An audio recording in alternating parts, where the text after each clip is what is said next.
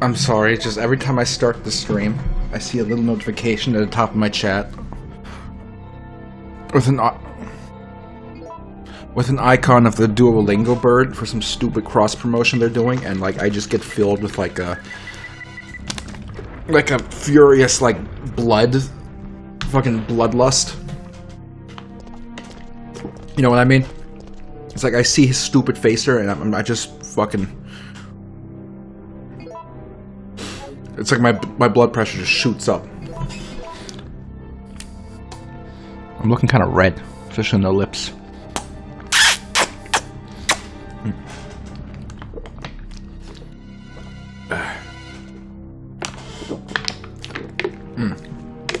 Good.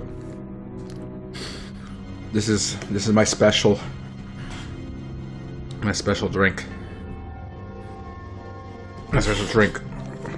If you go to the store where they have little drink mixes in the single little packets, well, boxes of single packets, they have the Starburst one, which is like, you know, various fruit flavors. You get a collection of them in one box.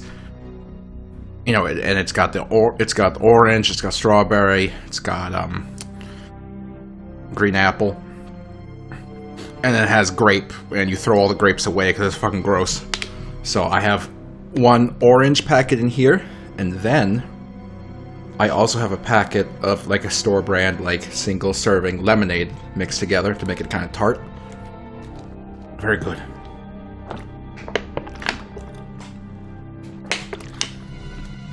But for real, there needs to be a big movement across the world to just remove grape flavor from every fruit medley. I fucking hate grape so much.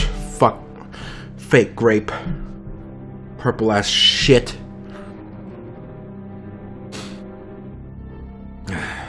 Anyway, we need to...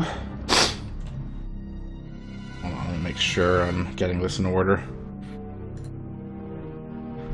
We need to get the game going, working on the game. I very much would like to avoid the same kind of development hell we entered with the Simpsons stage, where it was literally over a year. Like, I'd very much like to avoid that. Very much so. So, hopefully we figure something out. Hopefully. I'm very thirsty. I didn't drink enough liquid today.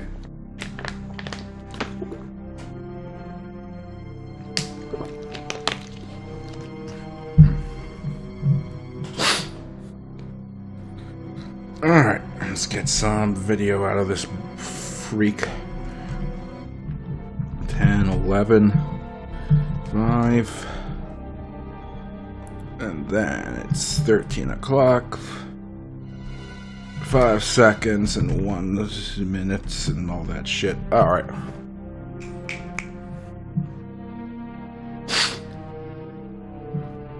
But yeah, I very much want to avoid the development hell that the Simpsons stage went through, so I'm hoping we can make some real progress.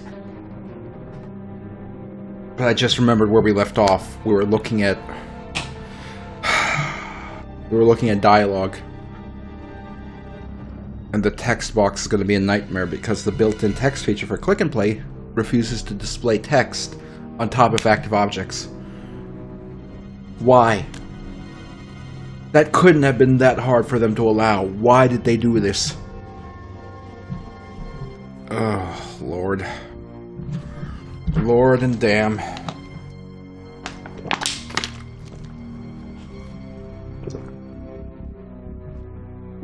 Damn and Lord.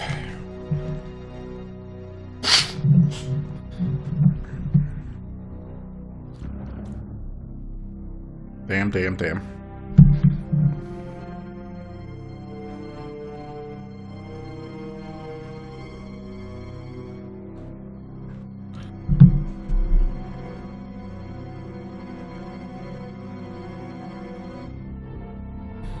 Come on, computer.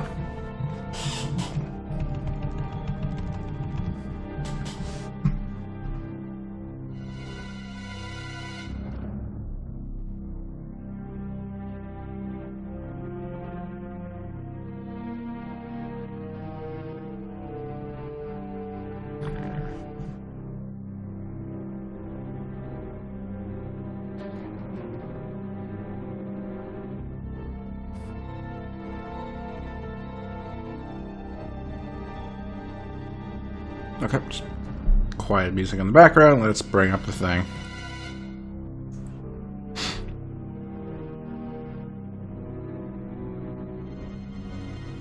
I really should do a real backup of this, like, as soon as possible, considering the condition of the ThinkPad, but I'm busy. Okay, we were setting up the thing down here, the text box.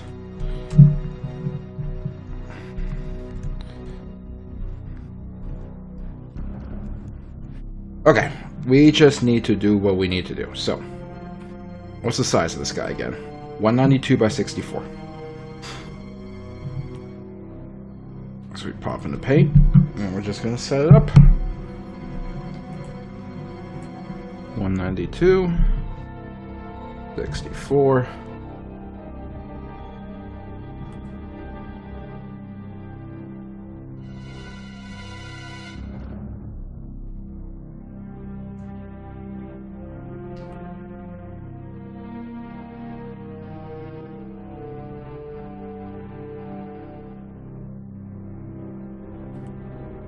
I don't know. I was trying to shoot for like something where I could have it fill the screen, but it don't matter. Alright. Just very simple. Oh, I just remembered. In this version of MS Paint, you can't use the text tool if you're zoomed in.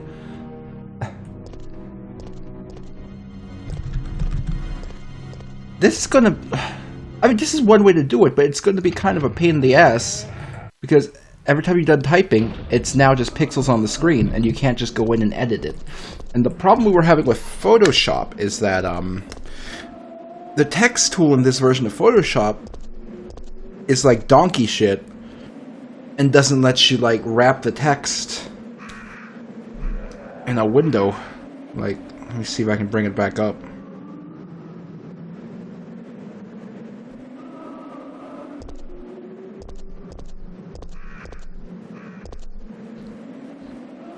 What's the attribute? 192 by 64. 2 by 64. Not 54, 64.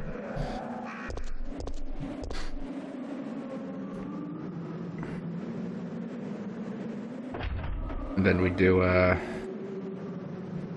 text. It doesn't let you draw. It just text starts to exist.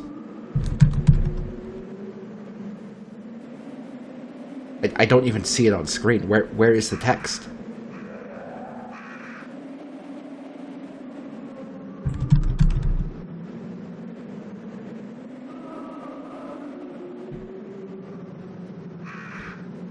And as you can see, it doesn't wrap.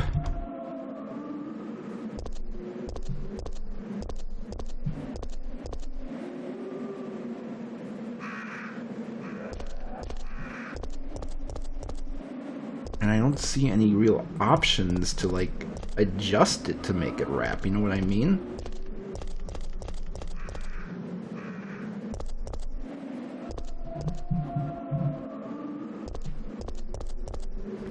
And there's not even, like, a bounding box around it for me to properly position it.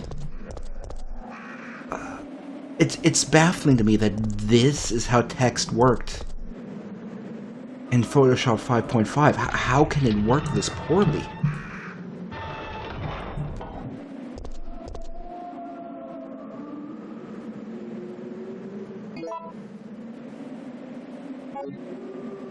Like, how?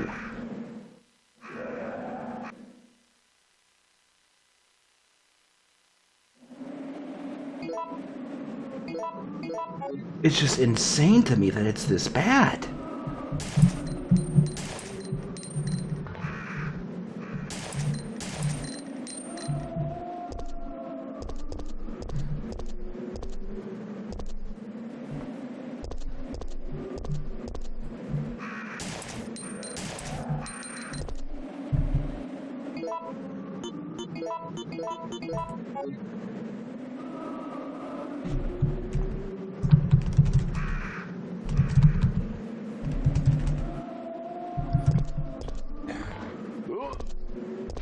We probably just have to do it this way because how else can we do it? Oh, but it's gonna be such an annoyance to have to do it this way because of the ugh.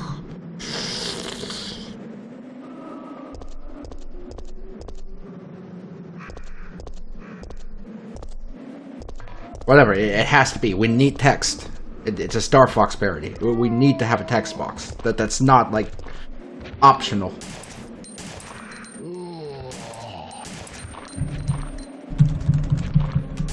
Good. I'm glad the spacebar works so good on this.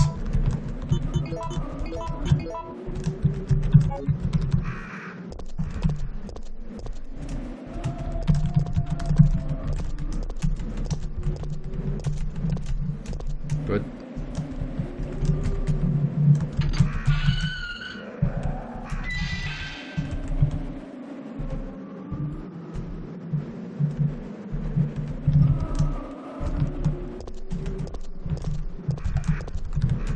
Good spacebar!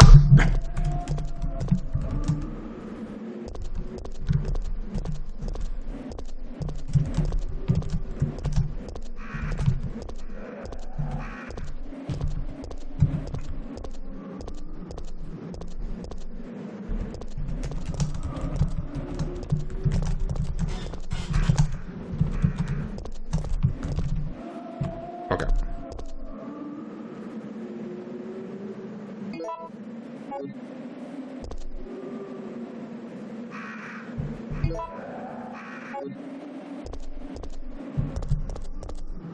Let's save this as a 256.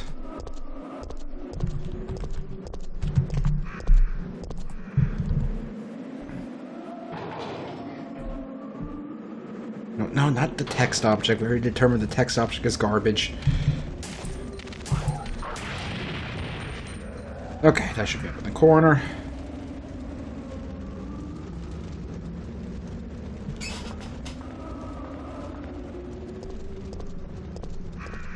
We took some off the top and the bottom. Took a little more than I remember taking. So really the text should be smaller. So, 0.6.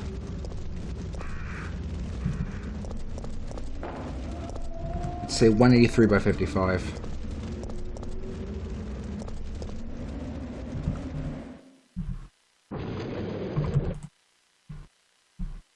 Okay, I did not think it would resize it like that, but we'll deal.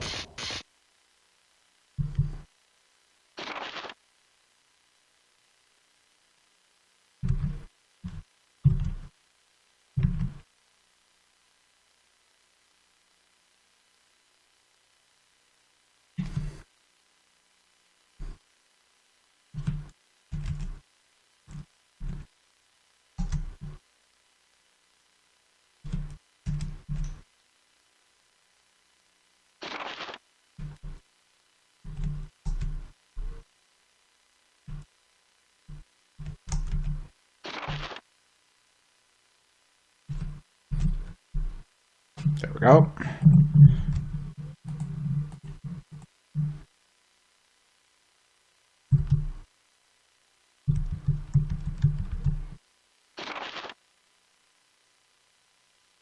Oh, that's the text box. Hold on. I want the text of the box.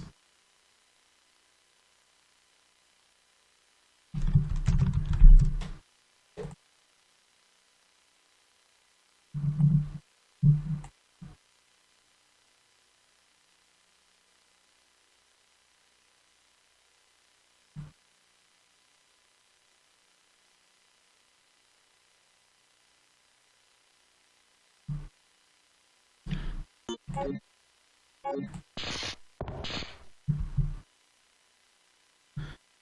right.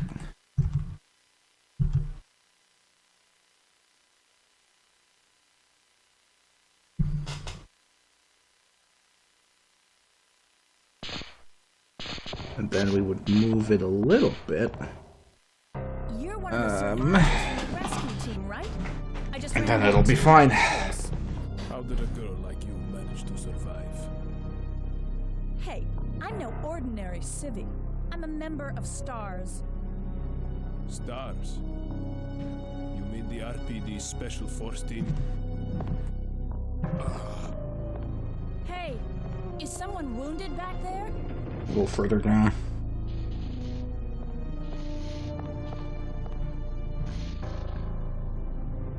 Oh, this looks bad.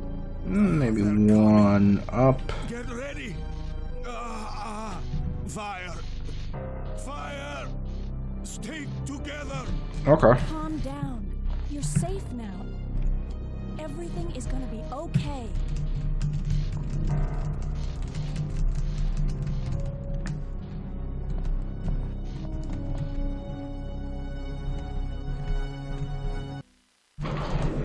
Okay.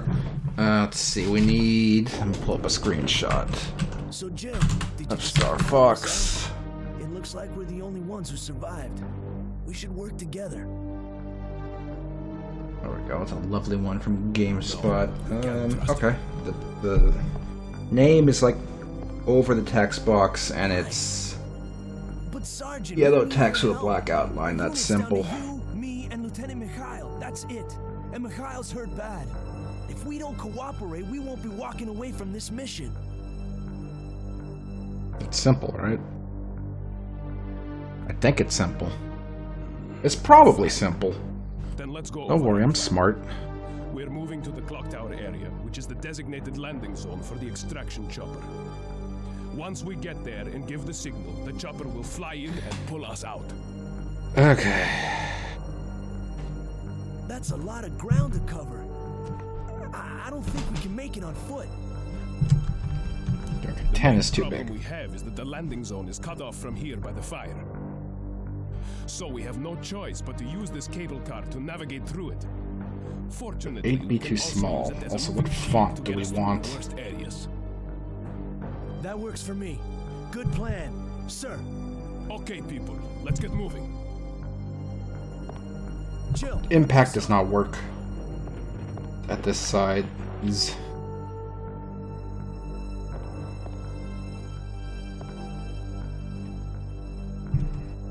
What is that? That's just stinky. I don't know what that's supposed to be. That's stupid. Dumb. That's too small. Just a system font. Why am I doing this? I use webdings.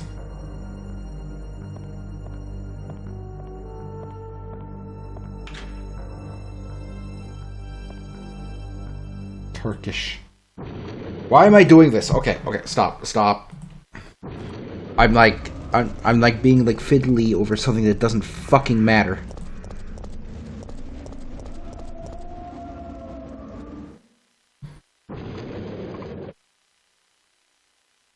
Okay, it does not matter. Just text. Oh good, it didn't reset the text options. All the text options is exactly how it was. Oh no.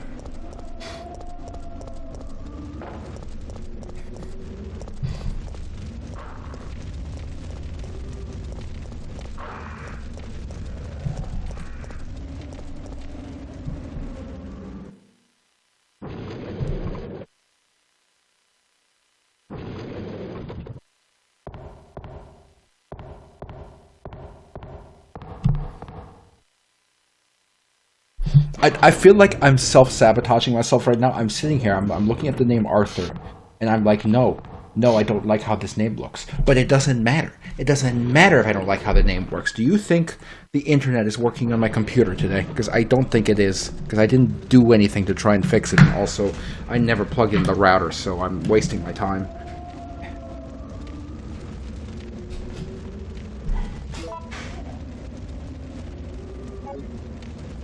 Why am I sitting here self-sabotaging myself?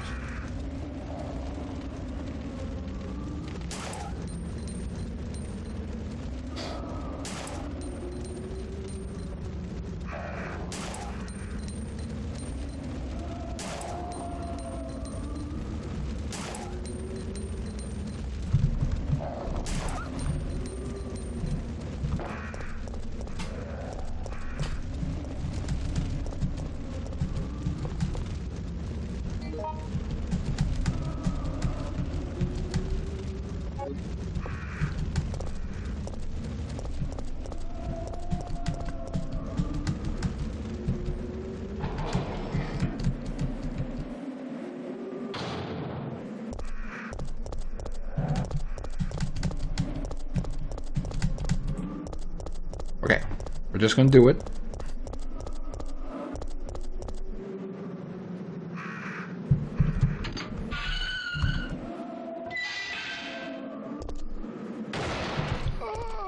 Use system font size 9. That's it. That's it.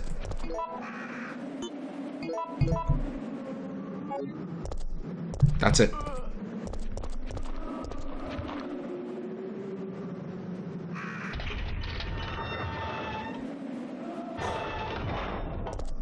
Okay.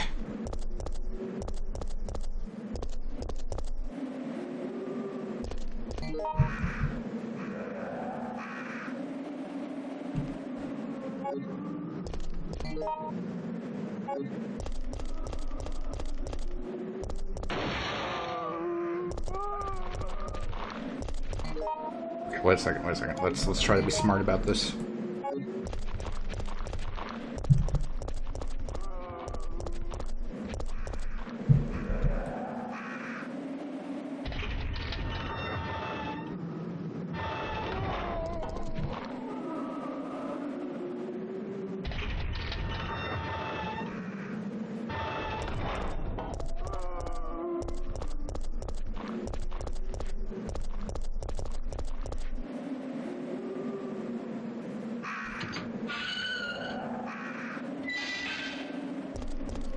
Okay, just a simple little outline. Does not have to be time consuming, it's just an outline. Literally just an outline.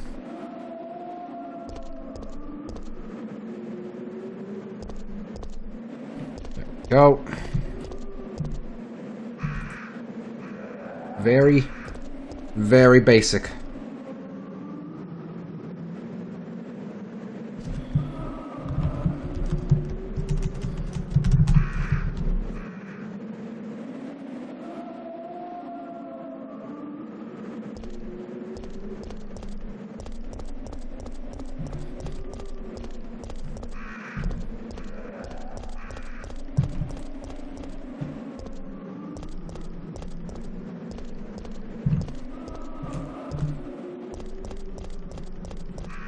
There.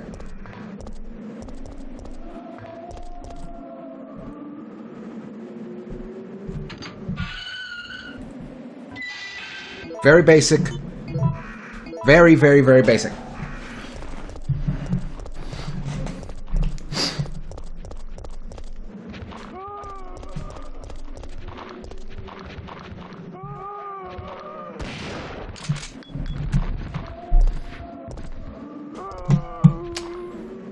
Still don't have any sort of internet on this bitch.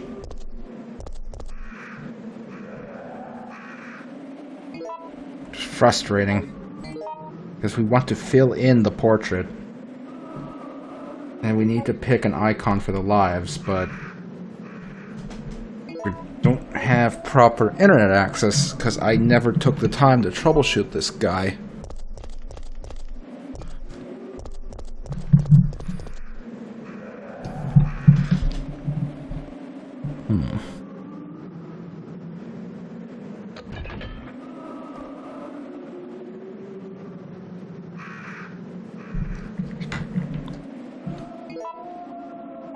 And the thing is, I don't want I don't want to troubleshoot it.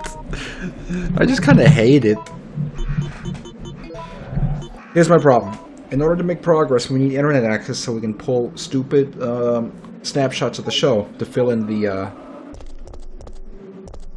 portrait and to pick some, you know, icon for the lives.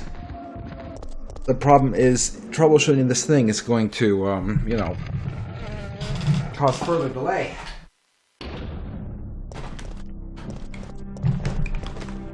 I feel like I need to at least take a quick look to see what the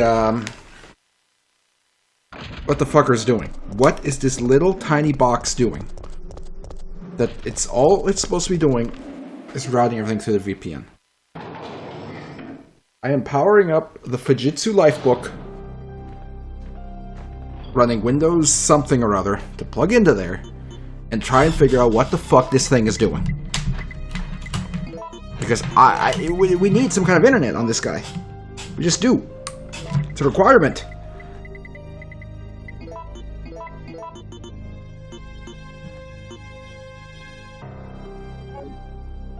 We need something.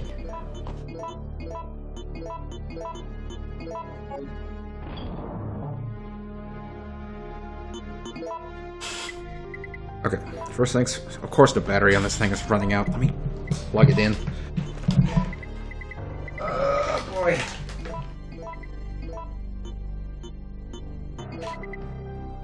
Where's the... there it is.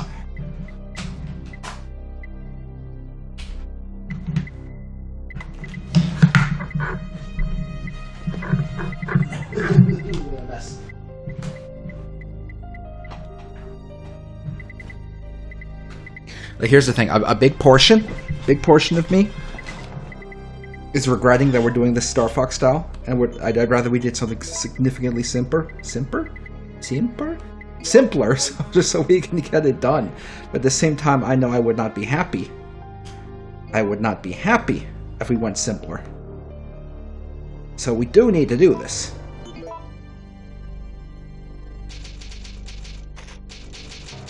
Let's see, let me turn off the Wi-Fi on this guy.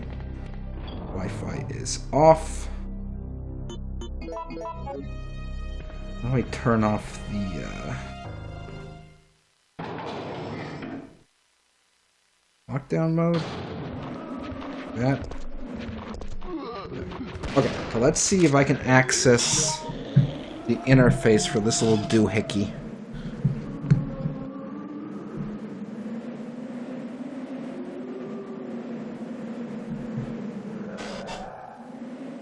Sorry, but it needs to install Firefox updates.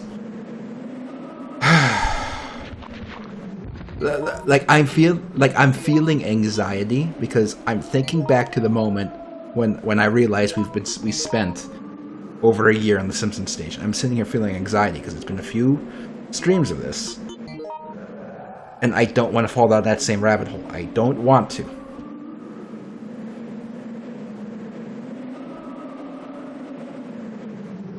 Why is it still installing the Firefox update?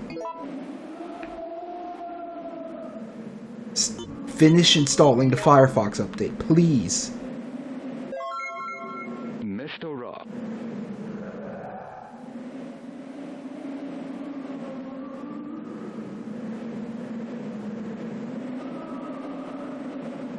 Still installing the Firefox update. Oh, Lord.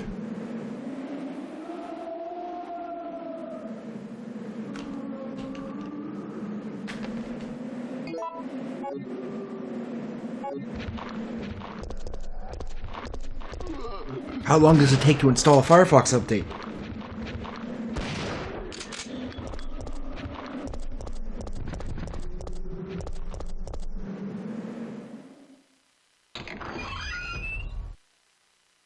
I'm this close to bailing and launching Edge.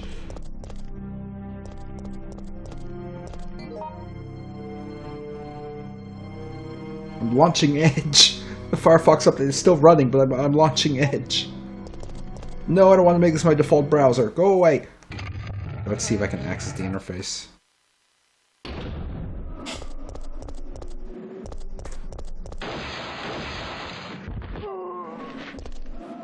Admin password. What is the... Oop. Oh, now Firefox opens. Oh, so nice of you to catch up, you fucking jackass. Okay, let's see. What's the default password on this? Here we go. Is it? Nope, that's not it. It's not written on... It's not the one written on it. Did I change it and write it down somewhere? Hold on.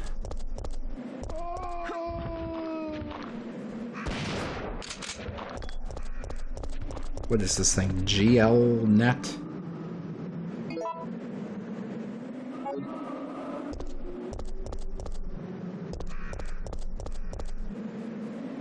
iNet? I don't think I have it written down.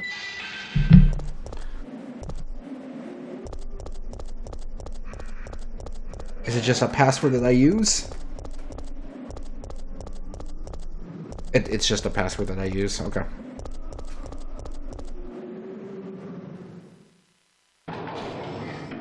Okay, it claims there's an IP address. Okay, so wait a second. I'm wired directly to this thing. Why don't I just try and open an internet site?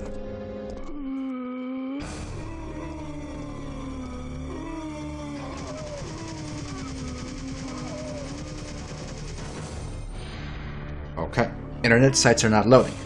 That confirms that the issue is on my little router dingle and not on the ThinkPad. Okay.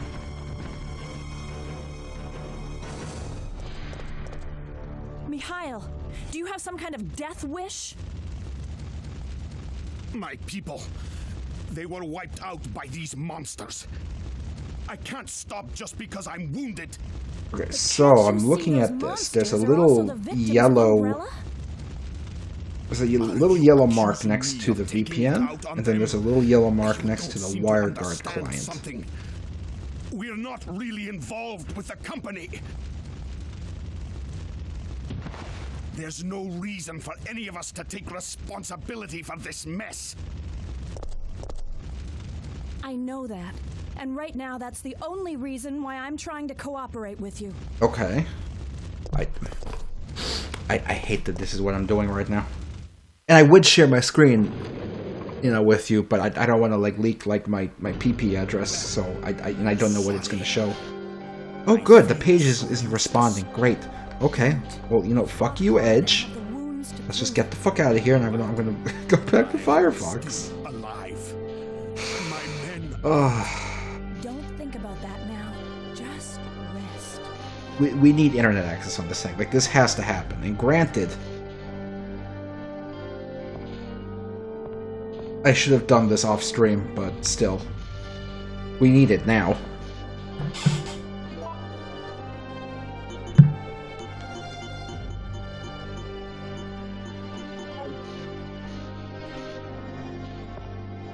Okay, try this again.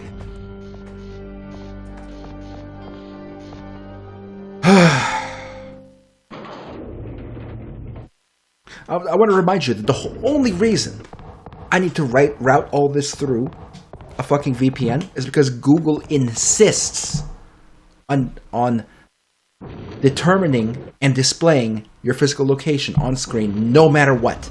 No matter what.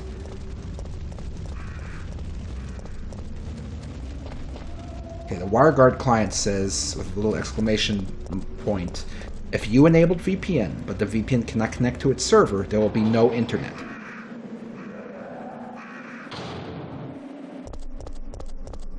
Okay. There's a little yellow circle next to Molvad AL, so maybe I try a different Molvad? Like, how about Molvad...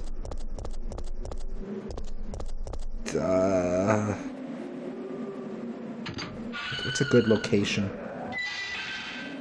What's a good location? I'm assuming AU is Australia. I don't think anyone wants that. What's BE? Belgium? We try Belgium?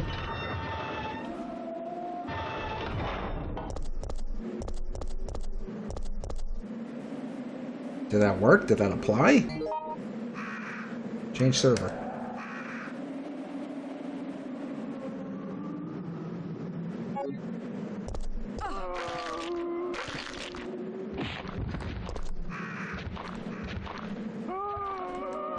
Hang on, let me try the internet.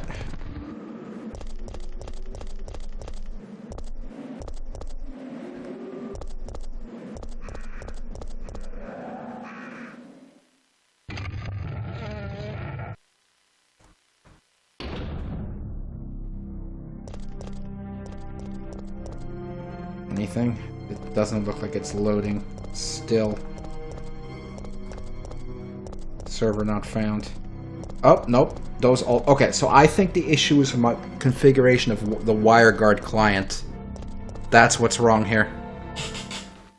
Okay, so WireGuard on the little router, little stinky router, for some reason it's not connecting correctly. Okay, so what we need to do is I need to pull up the Movod website and see how you're supposed to actually configure this shit.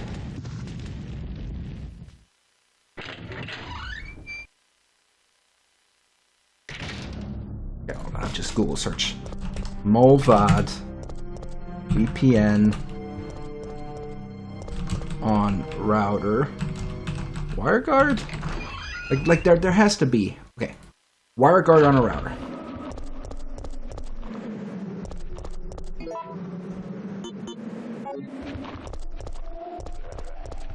Well, no, I already have WireGuard and as part of the thing on here. I just need to know how to configure it. This is telling me how to install WireGuard on a router. That's not helping.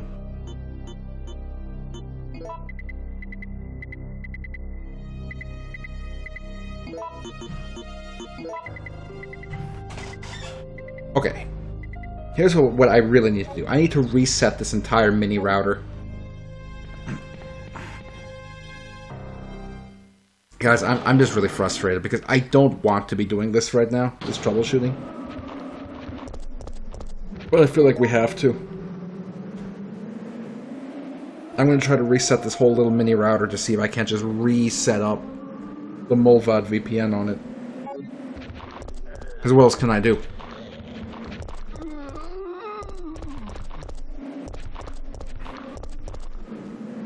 Leave it for now and do it before next stream.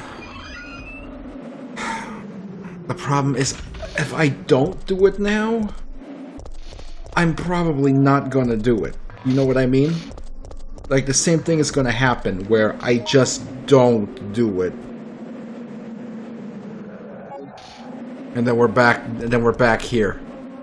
That's what's gonna happen if I don't do it now.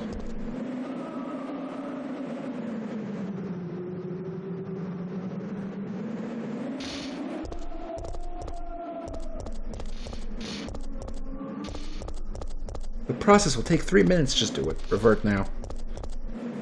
We're reverting the router to factory defaults.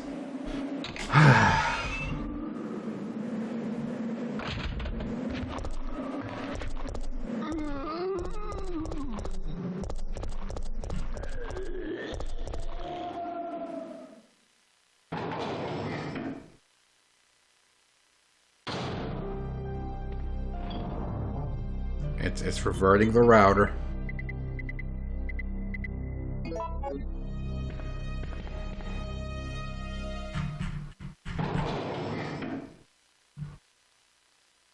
It's reverting it.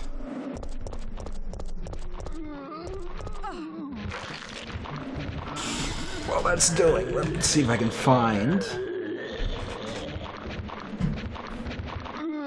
a guide.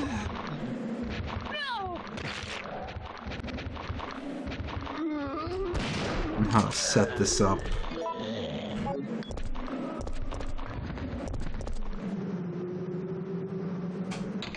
Where's this guy getting a GLI net?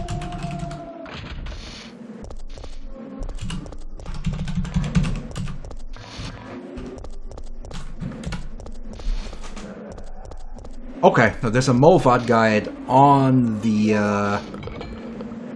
GLI net website. That's probably what I was following before. Okay. Okay, that makes sense. Good. So that's what we're just gonna let this finish. We're gonna set it back up. Then I don't have to worry about it. I'm all out of orange water.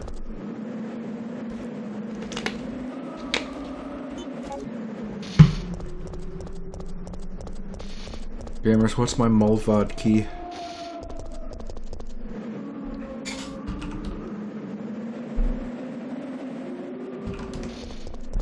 Does anyone know my Movod key?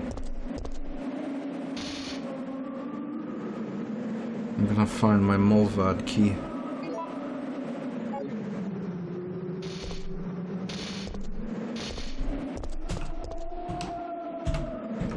There it is. Oh, okay, router is reset. English, set the password.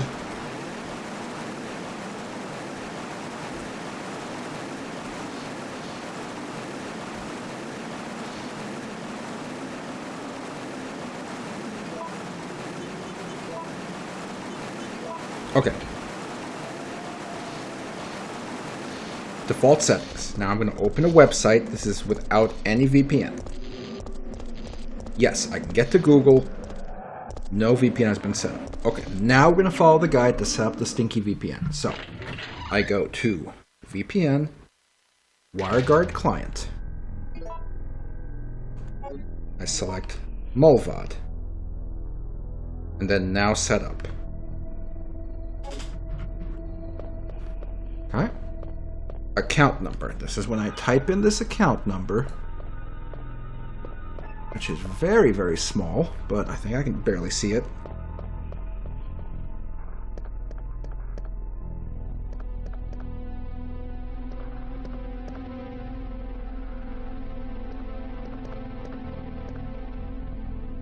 All right.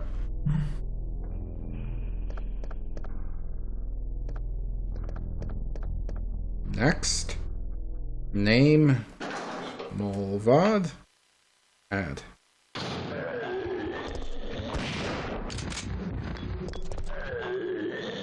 It says it's generating configuration.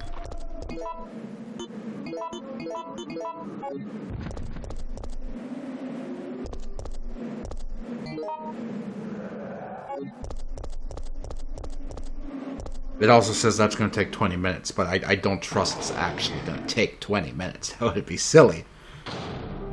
That'd be completely silly.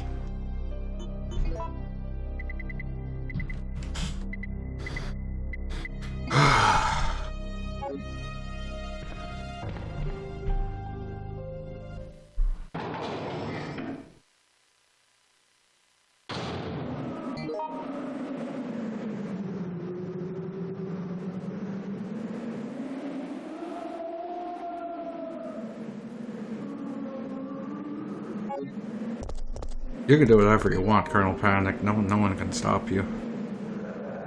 Except for the police.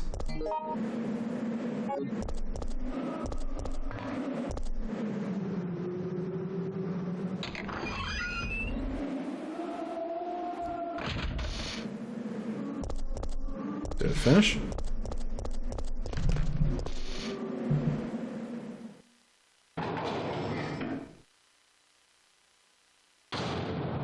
Did it finish?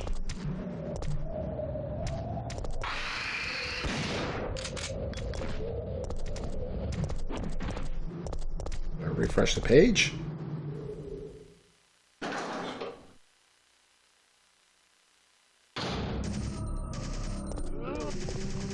Server. Is this working?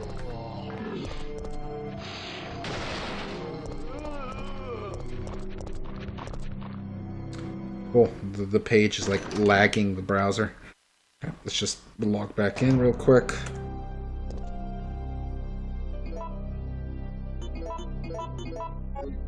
Because it didn't say it was finished, it just kind of did nothing.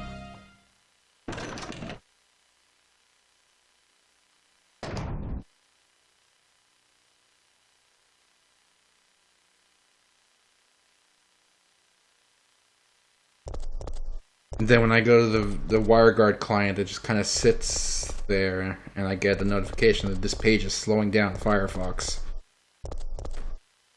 Maybe I'll let it sit there. What was I doing?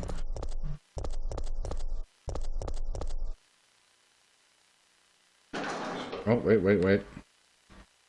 Is this waking up? Is this waking up? Connect.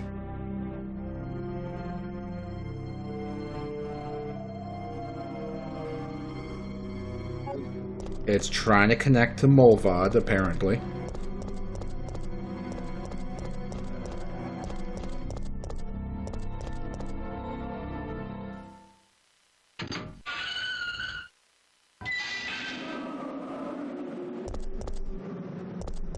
No.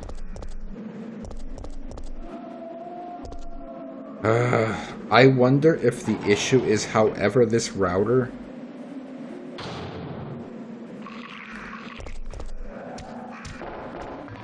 automatically sets up Mulvad.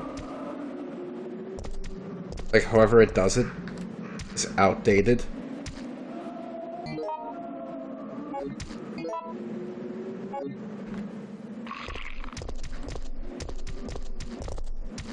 Like it's accessing old servers or something.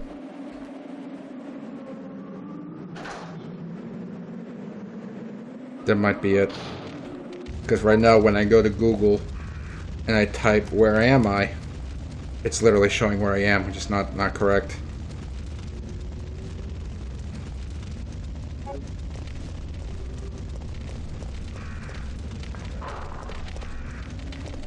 Okay, well, what that tells me is it's not going to be an easy fix, and I'm going to have to fucking fuck around with the thing.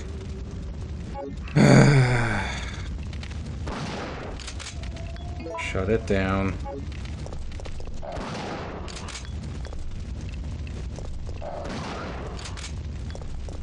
Are you shut down? Are you shutting down? There, it's shut down. Okay, well, it would have been really nice if it was an easy fix, but instead we're almost an hour in with basically nothing done, so that's real cool. Okay. Okay, so let's just fucking, just deal with it. Just deal with it, and... yeah.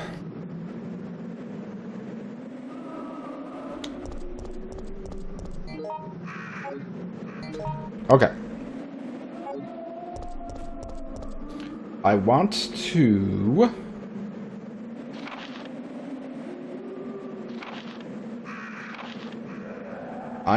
code in some simple kind of behaviors for the wingman.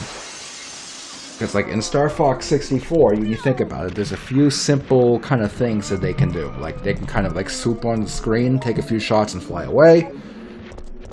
Sometimes they're going to like swoop across the screen, like just kind of like horizontally. Sometimes they like come on screen in kind of like a formation. I'm not going to do all that shit, Megastar. That's going to take like another 2 hours. Sometimes they like fly on screen in like a formation, then break away. And sometimes they fly on screen and kind of like do some shit like flying around before they leave. But I want to get some kind of generic behaviors we can do, so like when they start talking, we can have them come on screen, do something, and then zip off.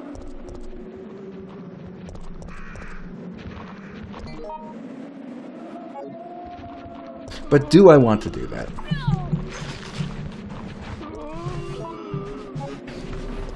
Do I want to do that? Because would that be just a lot of stupid coding for nothing?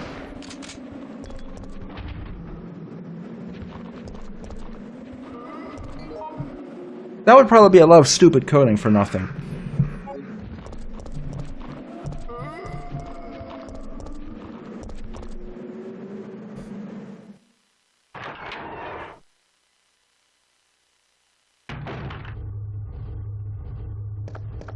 Or maybe it wouldn't. How hard could it be? Okay. Here's the thing. Let's drag these guys off screen a bit. So they're not in the way.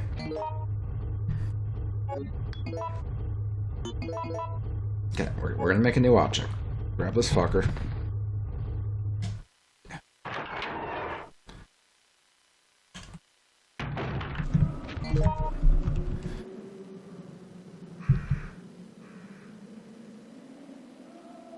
Buster.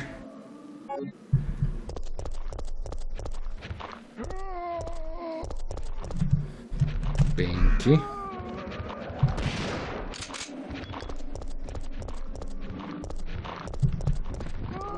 You have to do this a way that is least likely to chew up all the events.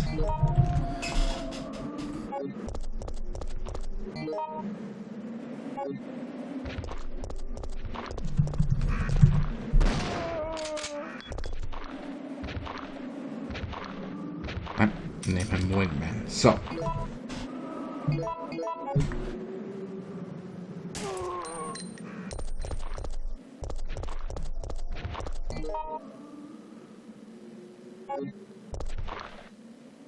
Let's give him a basic bouncing ball movement.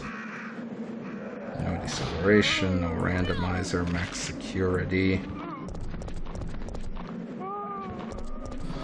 So what can we do in terms of having him look at a specific point?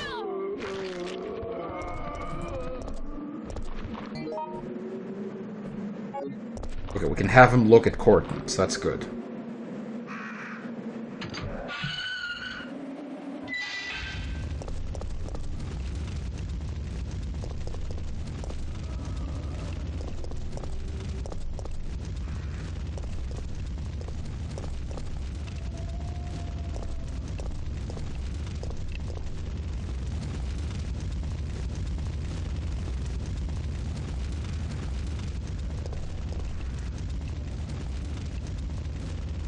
So I want him to have some kind of like sway when he's moving instead of just like, you know, directly going from waypoint to waypoint. I want him to have some movement.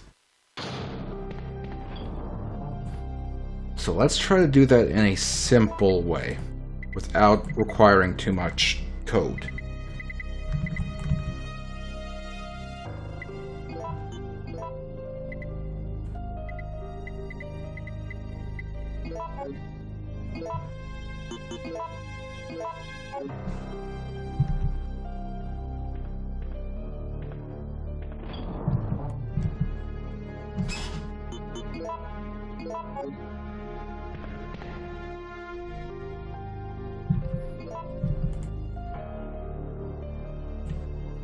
Draw a circle.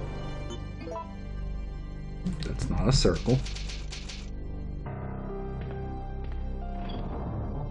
Now, it doesn't even need to be a circle. The circle is more for visualization purposes. Oh. Hotspot's in the center. The action point, we're going to pop up there. Well, no, those are the rightmost ones, so pop it over here. And then we're going to give it 32 directions.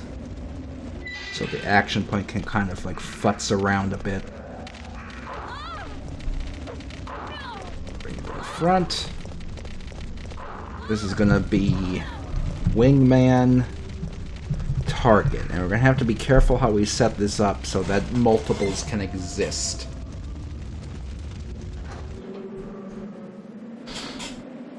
Okay, so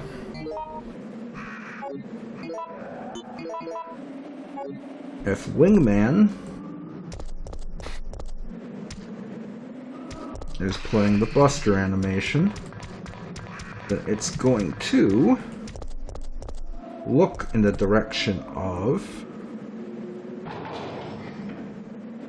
the wingman target's action point, but only if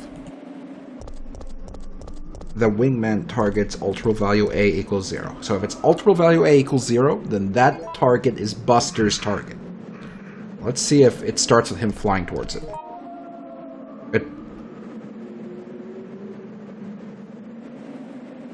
What?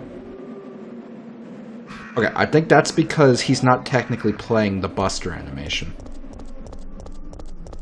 Because of how, you know, click and play works. So let's just, for testing purposes, start of level, animation, change animation to Buster. Okay, now he is playing the Buster animation no matter what. So, yeah, now he's targeting down there. He's moving a little fast, but you know. Okay. Bring the speed down a little.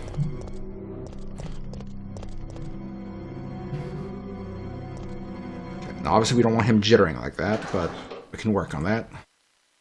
Let's try something. Let's, just for kicks, we'll have it be every frame, just to kind of see what happens.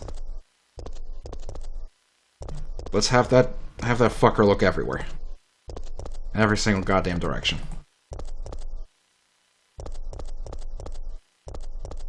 So there's jitter to him now. It's a little too, a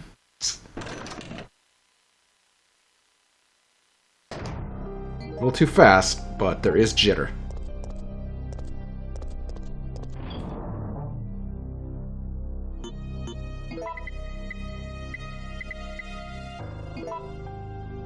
So what if he only looks towards the target every 25th of a second.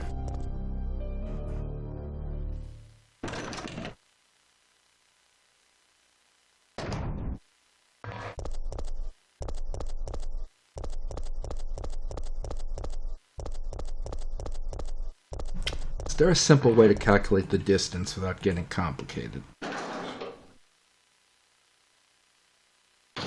Let's see.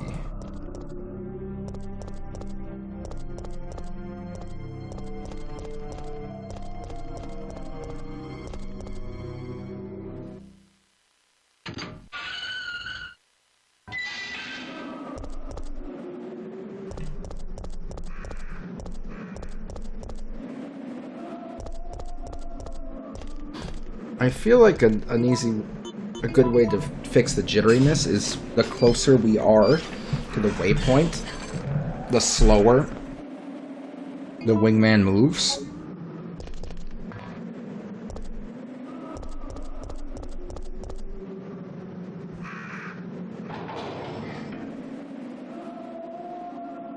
And one way to do that would be to get there. Like, for example, for the horizontal, get the X position of Buster and the X position of the target.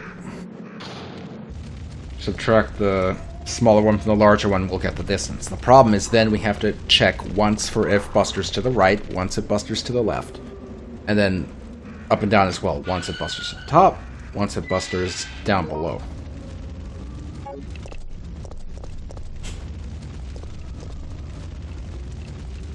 And then, because each of the three wingmen have different targets, we're also going to have to do it once for each of the other versions of the wingmen. So that's going to be a few extra events. So what if we try to do it in a...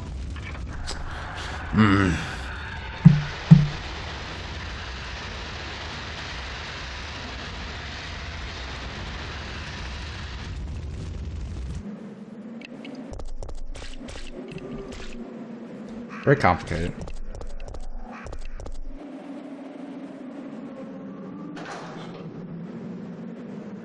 It's very complicated. Another way we could do it, and it would be a little more stiff, is when he's overlapping the object, we set his speed to something slow. And when he's not overlapping, we start cranking it up until it matches. Okay, we could do that. The only issue is Click and Play doesn't have a direct support for if not overlapping.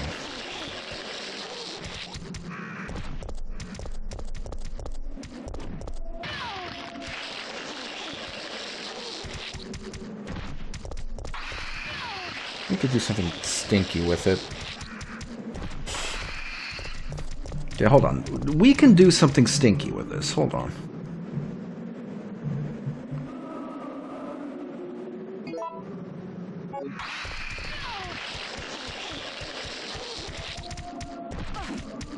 Okay, let's return the direction, the random direction to the waypoint. So here's what we're gonna do. If wingman is overlapping the waypoint, we're gonna subtract. Well, and if ultimate value A is greater than 0. We'll subtract 1 from that value every 5 stinky seconds, so we'll adjust it. Resident Evil.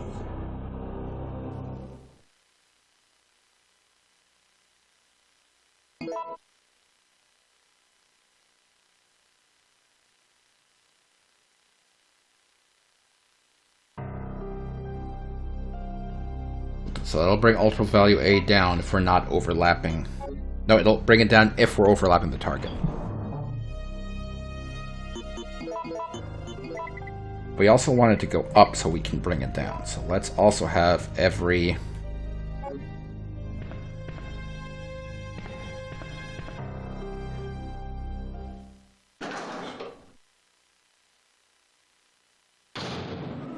...6 milliseconds.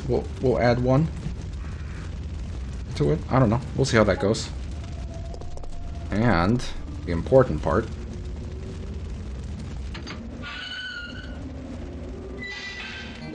Always bring it up here.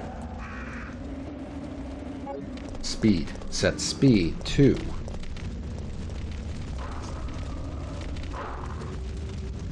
some base value. We'll start with 5. And this will need adjustment. 5 plus multiple value A.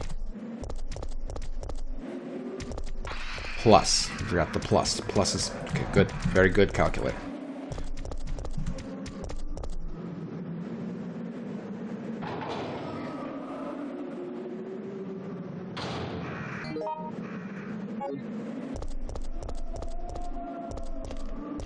He's slowing down, just not as fast as I'd like for him to.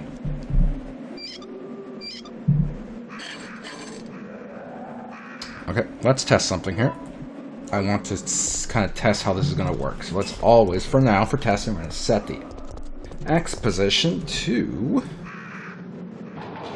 mouse's X position and the Y position to the mouse's Y position. So let's see. Speeding up to try and catch up with it. Oh, he's moving a little jagged because we have it set to only update every 25 stinky seconds, but here he comes. He's kind of going way too fast. But over time, over too much time, but over time he's going to start slowing down, theoretically. Or maybe he won't because he's going too fucking fast. Okay. A few takeaways here. We want to, 1, crank down the time it takes for him to look at it. Instead of every 25 seconds, let's try 10. 2, we want to clamp multiple value A. Let's say don't go faster than multiple value A. I don't know. 35.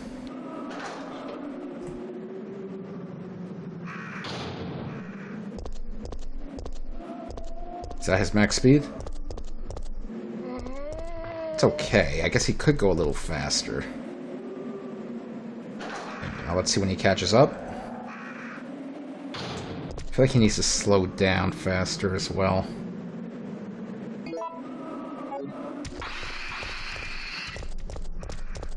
But see, now that he's at his minimum speed,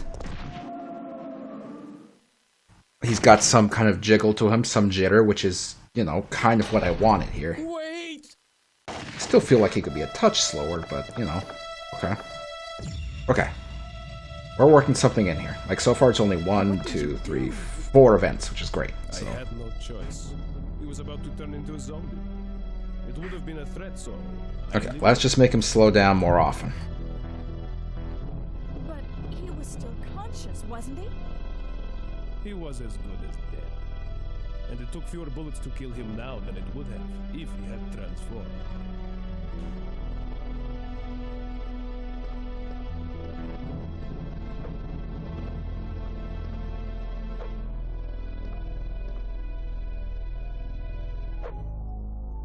You know what?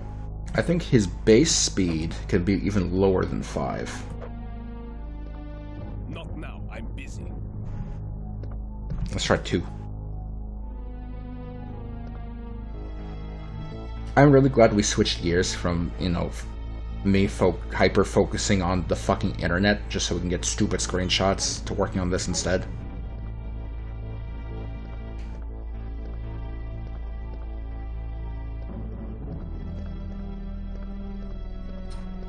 So this might work, but I want him to, once again, change his direction touch less often.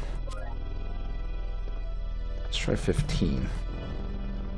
And then we'll bring the minimum speed up to maybe 3?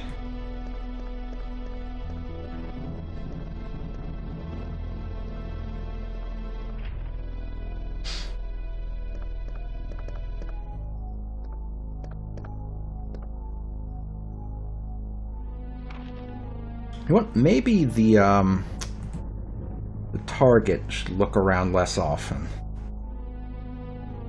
Instead of always setting the direction, we'll set the direction, like, let's say every one of those.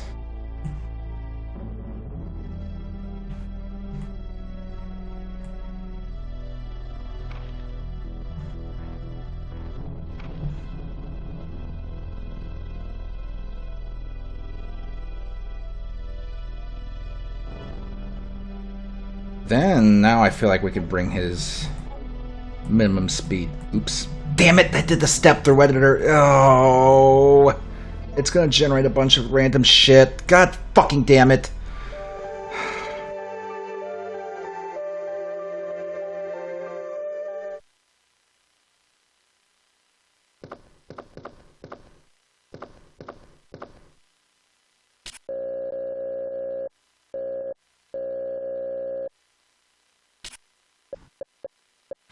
Okay. Okay. Let's turn the minimum speed back up to maybe 5.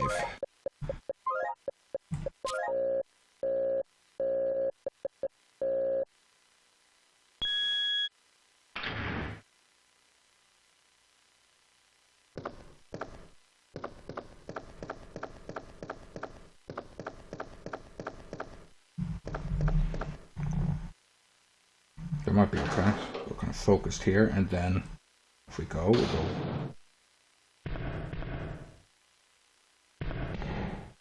Okay. Well, so let's simulate this. He's off screen right now. Okay. Then he zooms, then he comes in. He says something. Then he zooms off. So I think his acceleration could be a little higher.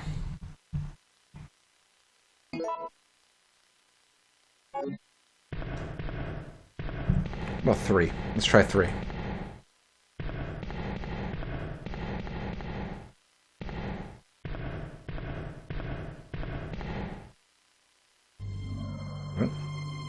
Then we want to zoom away.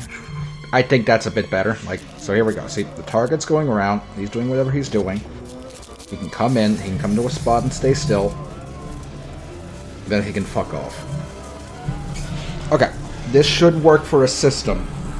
For moving these guys around, I think.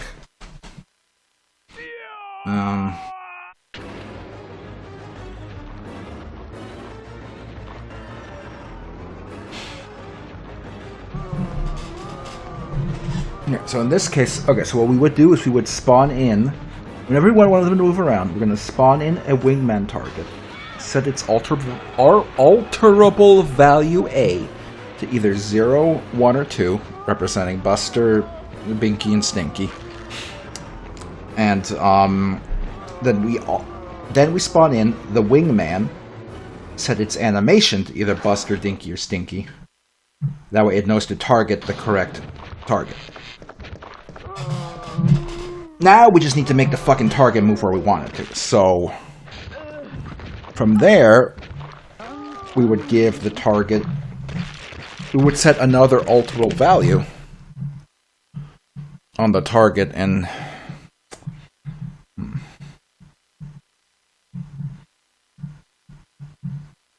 there's a few ways we can do this. We can either use alterable value B as a what do you call it? As an identifier for which movement pattern the target should be doing. Resident Evil. And then through events, we'll say, you know, move the target towards here, move the target towards here, move the target towards here.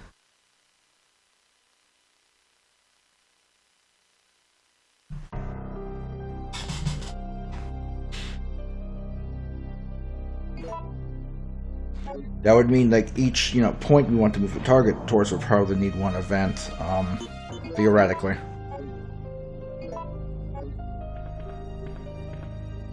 Alternatively, rather than showing up events, we could have... So right now, wingmen are two objects. The visual object, which is the wingman here. The targeting point which allows the wingman to, you know, kind of groove around a bit and not be static.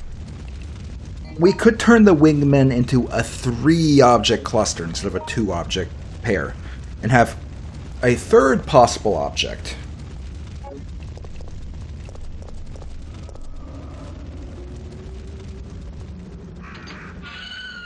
Which the wingman target itself would always be on top of.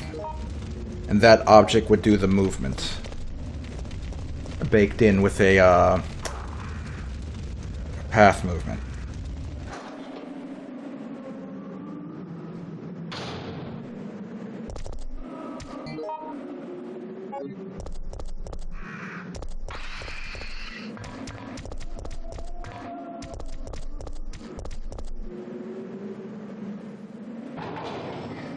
The only issue with that is getting the wingman target object to follow the mover.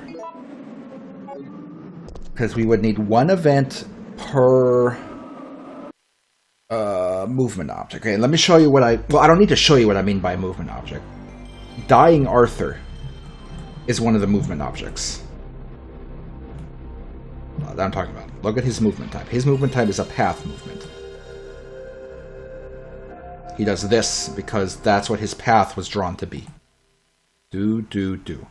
We would set up a few of those. And code the mover, the target, to go on top of them. And so we would need one object per path. Like, if we want him to come in from the right side of the screen, hit towards the center, and then leave, that's one object. If we want him to come in from the left side of the screen and do the same thing, that's a separate object. Now, the objects would not all exist at the same time, but there would need to be a separate object set up for each of them. The issue is keeping the wingman target on top of that movement object.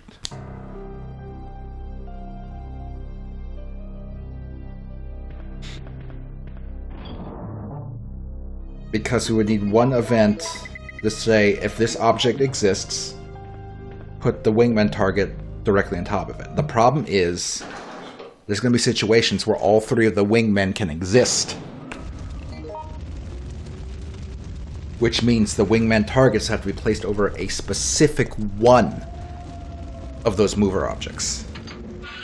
And that could balloon each of those events of place the wingman target over this mover object.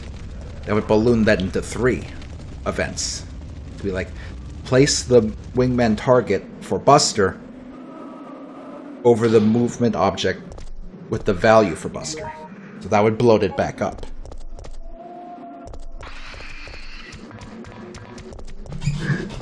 Do we have an event issue at this stage, though? No, but I don't want to potentially run into an event issue after what we experienced with The Simpsons. Now, you gotta remember, we already have a big clump of our events eaten up by this code here that we have to use to fix the click and play bug for holding down, you know, an object while moving. There's already a chunk of like 25-ish being used for that.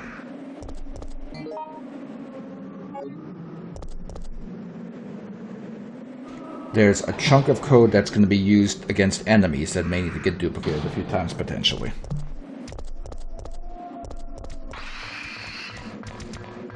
So I want to see, we're almost at 100. So that's why I want to make sure that we stay in a decent range. Because let's go back to our last... let's go back to the first part of the cat dog fight and see where we were when we realized we were fucked. Just under 400. Just under 400 when we realized we were fucked.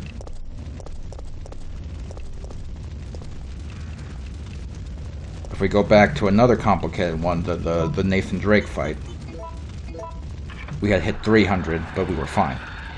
Right now, the stage is not really, you know, playable yet, and we're about to hit 100. Which would be a quarter of the events that we can have before we start risking running into the problem. So that's why I'm trying to make sure that we're not fuckled.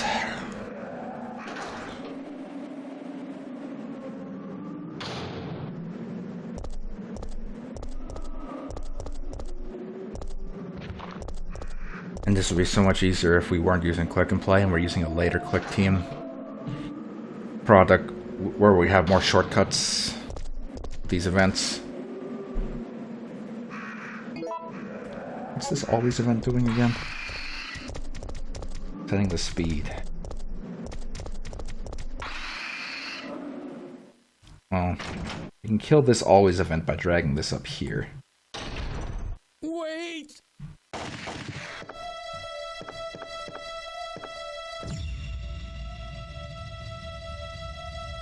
What did you do? I had no choice. He was about to turn into a zombie. Okay, no problem. Let's just fucking do what we need to do for now.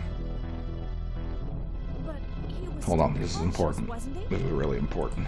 He was as good as dead. This is really Fewer important. bullets to kill him now than it would have if he had transformed. This is really important.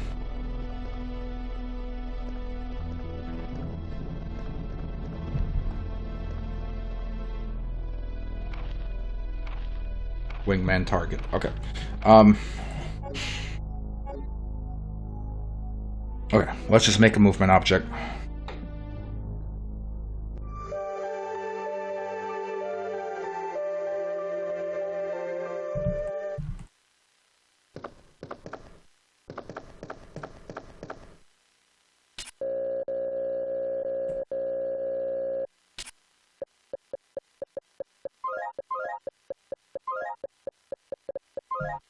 It doesn't need to be that small. I don't know why I'm being like this.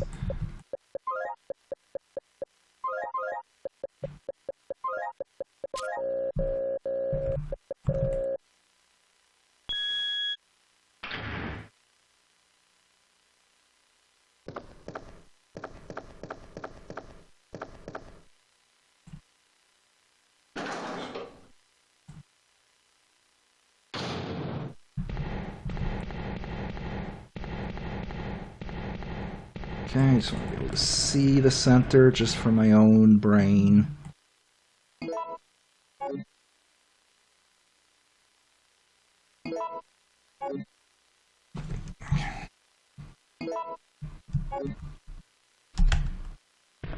Right.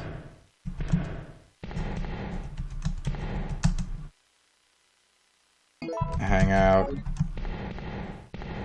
Left. Just an example to see how this might potentially work.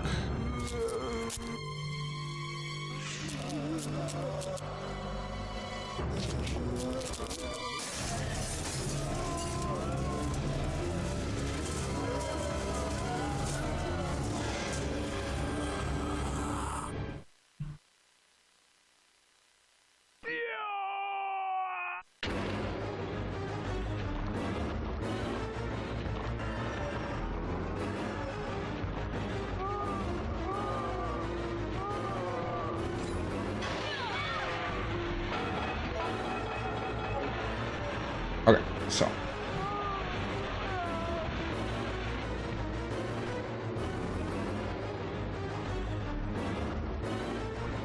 Okay, so if object exists and value A equals 0. Oh, I gotta get rid of my mouse debug.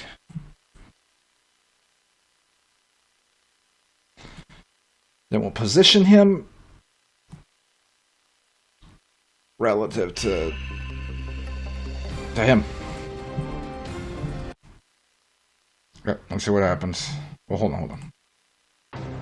Resident Evil. Back to the front. Now we see what happens.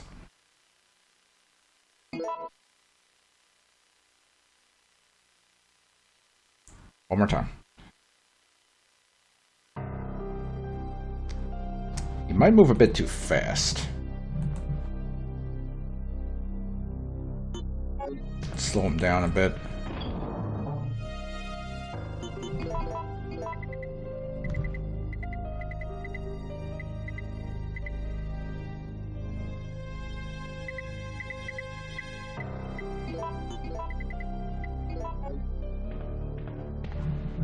Yeah. And one more time with them invisible so we can get kind of the wingmen are going to be like random. Yeah, like in Star... Have you played Star Fox 64 Warp Track? Ability, make object invisible, make object invisible. You have not? Really? Are you lying?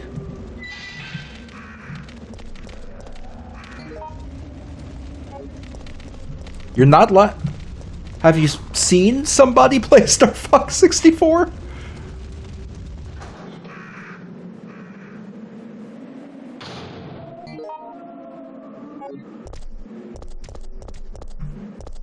Okay, hold on a second. One quick second.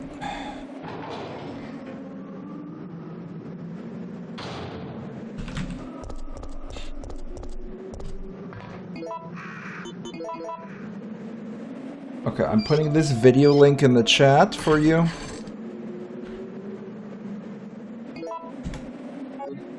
Okay, Warp Track, that link in the chat, don't watch it right now because I'm streaming, but save that for later. Click on that link and save it for later. Watch it later. You have seen it, but you clearly not seen enough to know what it's about. So, you were there for that stream? Well, watch it again because you forgot it. Rewatch it later because clearly you need to be reminded what we're working with. Okay, so let's see how this looks without the objects being visible.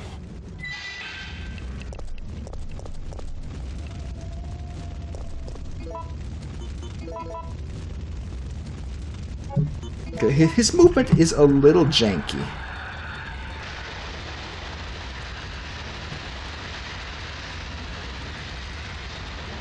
But it gets it done, you know?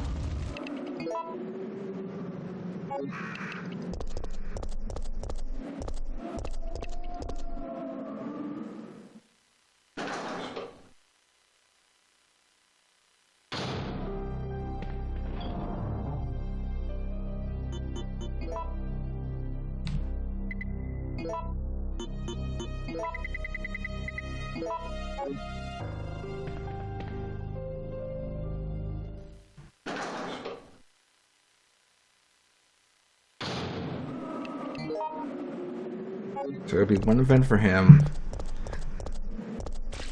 one for Binky, one for Stinky.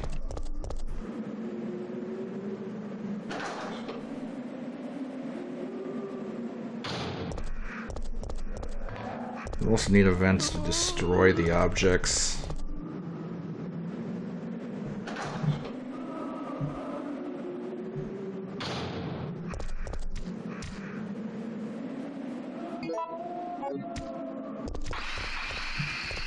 If this reaches the end of the path, we destroy it.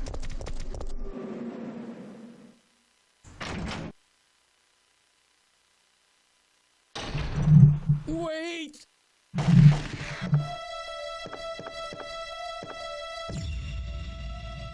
I want the wingman target and the wingman to get destroyed when they're off screen, but I don't want to have to make it get destroyed with the end of path every time, so... It would have been a threat, so I eliminated it. Let me test something. Is there an easy way for me to get a certain piece of data? Random number, current level, number of players, current number of players playing. What a stupid thing to have built in. Timer. Total number of objects. You know what? I want to have a quick debug thing on screen so I can see how many objects are on screen.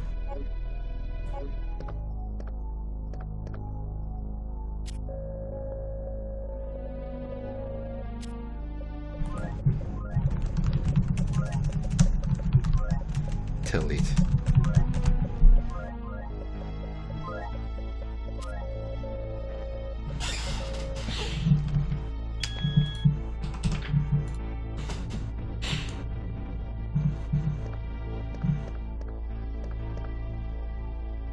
Interesting thing, by the way, the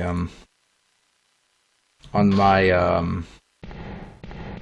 my full streams archive channel,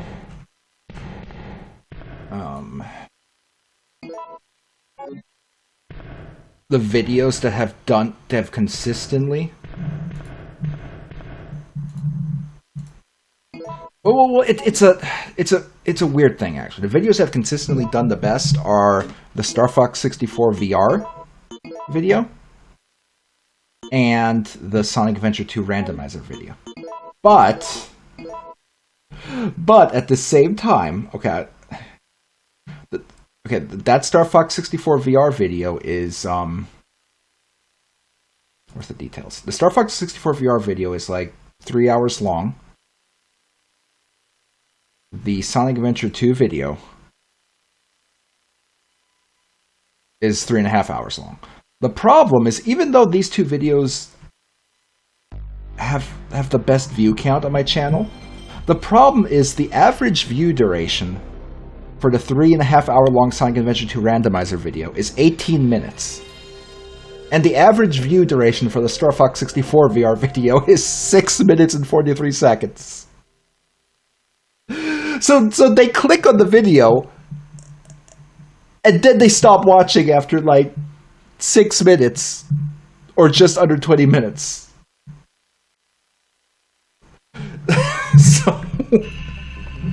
So just because they have a lot of views doesn't mean anyone's actually watching them. They're not actually watching them. For some reason. They're clicking on it, and then deciding they don't want to see this. After 6 minutes.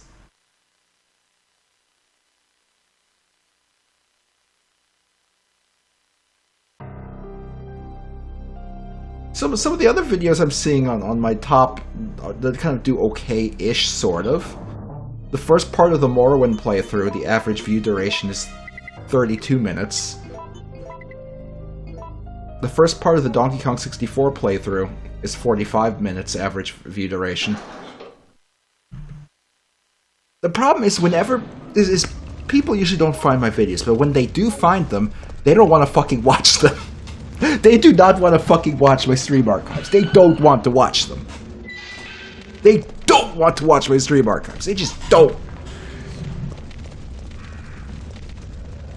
To be fair, stream archives are not exactly they're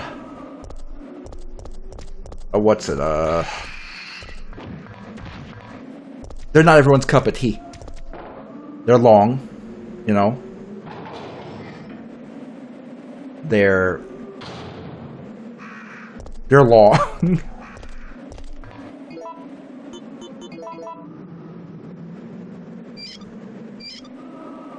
And they're long.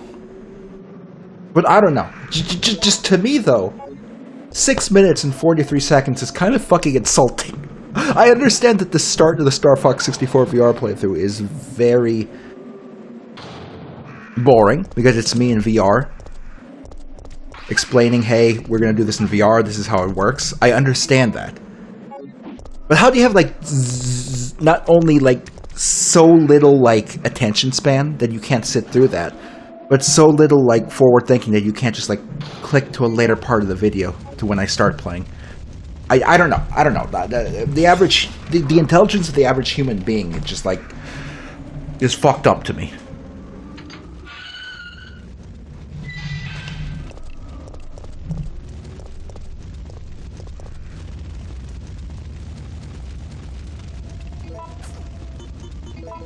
Okay, so I want this. Oh wait, I was setting up a temp delete me thing. Okay, so always set the temp delete me to, and let's, I don't know if this is gonna work, but we're gonna set it to the total number of objects. So this should show us the number of current active objects. 23, 22, because one of them got deleted. 23, 22. It's changing with the bullet. 23, 22. Okay, they just fucked off on screen. One of them got destroyed. It probably Buster from flying off somewhere, but most likely one of the guys is still out there, the target. So let's see.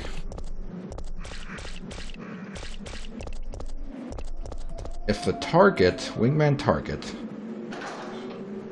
is outside of the play area, we're going to add to ultimate value C1. And we're only going to add every 5 stinky seconds. And then if ultimate value C is greater than... I don't know, let's try 20. Well, we're gonna have to dial that down. Then we destroy it. Wait!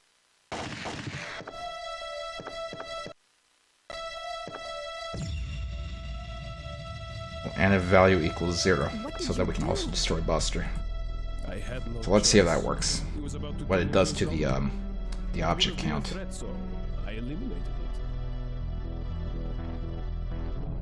But he was still conscious, wasn't he?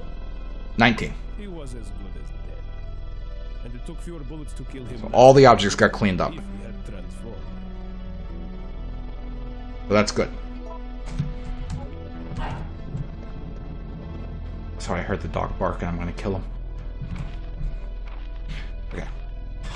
We want to keep track and, you know, not let the objects get out of control. They shouldn't. We're not gonna have that many objects on screen, but still, it's something we want to be aware of.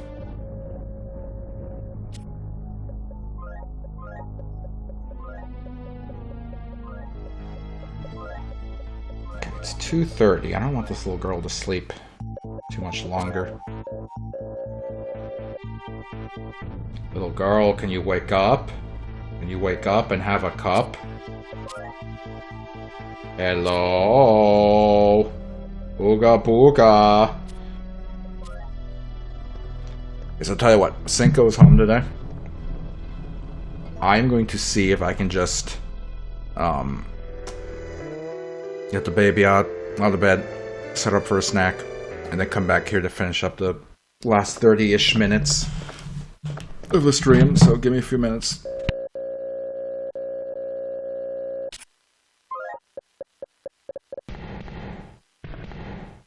Cinco's taking a nap.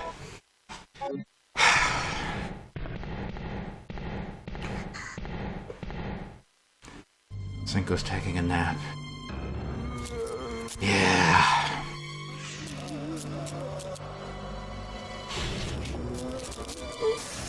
What's wrong, little stink?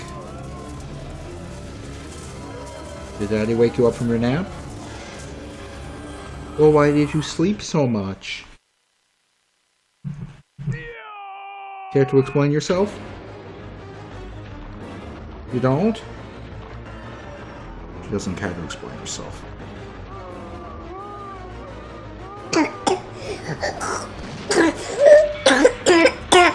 Yeah, I need to schedule her that doctor's appointment for that cough. It's okay, sweetie. I know, it's okay. Oh my goodness. Oh my goodness. Okay, alright,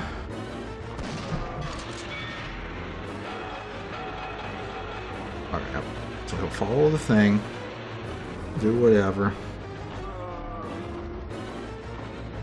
puts off, and then the objects get cleaned up. That's good. So this requires one event per wingman.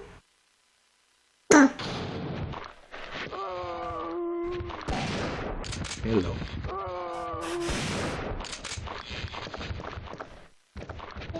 One event per wingman.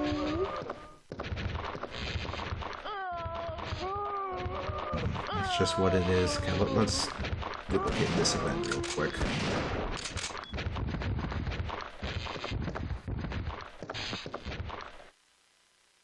I forgot. Animation's playing. That's important.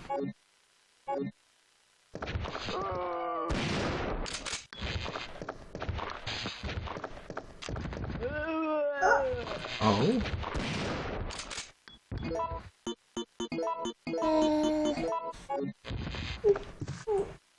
Okay, another one for Pinky.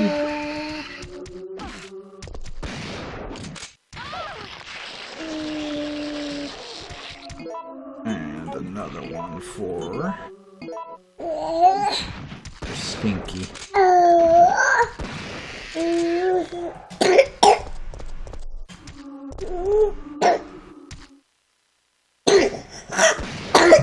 You sound awful, little girl. You sound terrible. Yeah?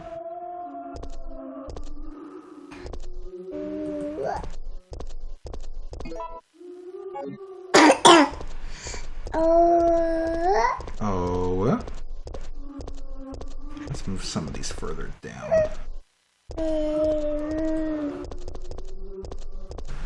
You wanna go play?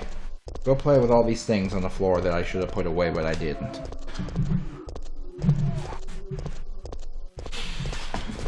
Oh, Lord. Okay, seriously though, what even happens is 6 minutes and 43 seconds in this video? Like, I need to remind myself.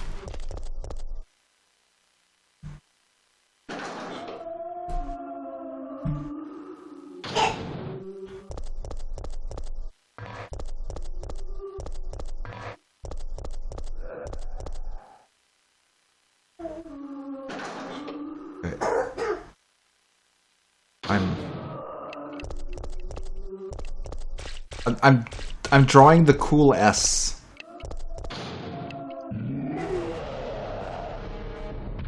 And then I start talking about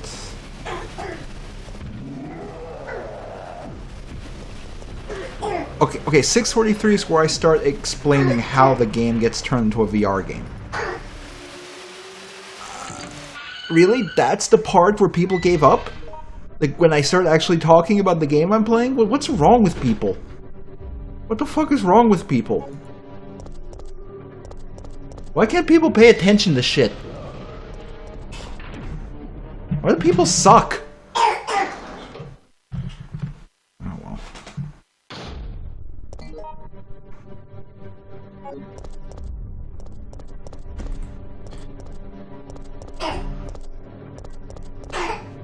Little girl.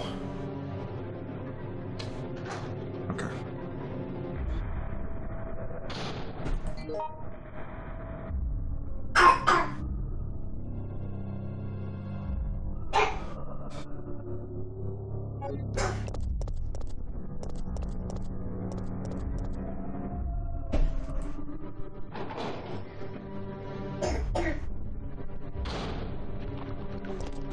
So we need to duplicate the one where it references Buster.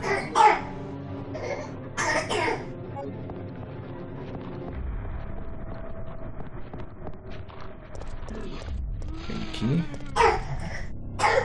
Little girl, you sound absolutely awful.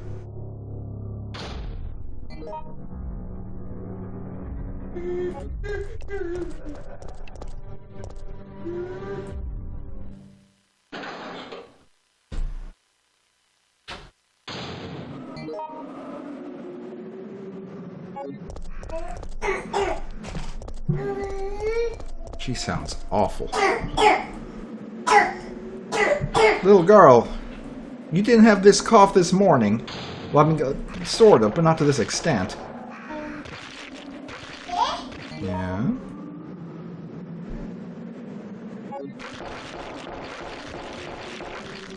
Okay, so those are all duplicated.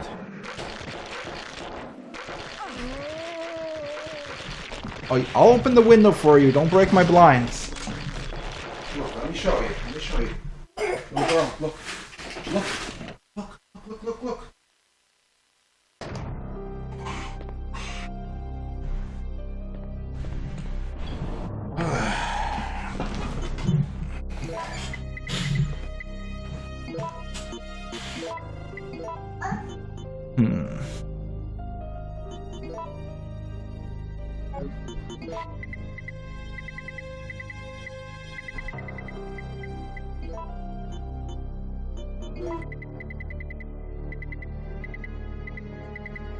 Okay, either way. These are the kind of objects that are supposed to get destroyed at the start of the level. So let's actually move these boys off screen. We'll have one wingman target available. The wingman is there, and these guys can fuck off. Okay. So right now, no one should come in because we deleted them. Good. Okay. So now we're going to test actually creating the objects just to see so we can, you know, create them, because a lot of the level is just going to be creating things on a timer for how far we are in the level. So let me just add in a debug key. When I press A... Little girl! You sound terrible! When I press A, we're going to create the old in and outie right over here. Create a wingman target over there. And create a wingman there. Yee.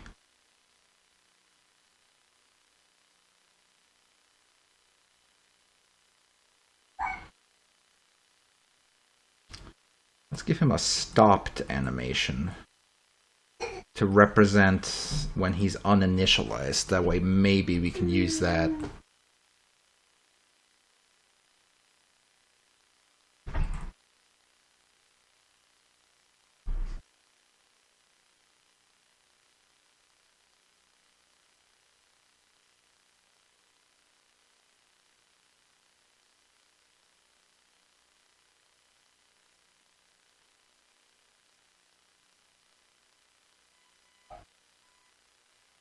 He's a wing maw. Okay.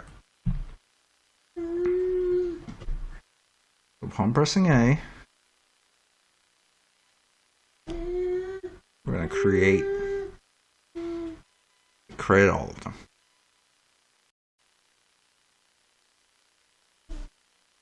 Then we're going to set some values. We're going to set the value A to 0. It's already going to be 0, but we're doing it anyway. U as well. Then U animation change to Buster. So if I press A, Buster should swoop in shortly after.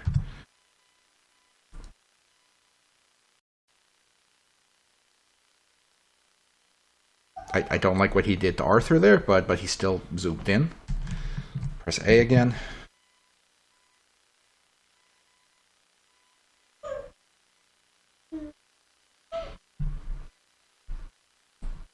Now as a test, I want it to be Binky now. So I have all the code in to make Binky work. Let's check. No, I don't. Apparently I don't have the necessary code to make Binky work for some reason. Oh, no, I know why. I didn't set the alterable values. These have to become 1 now.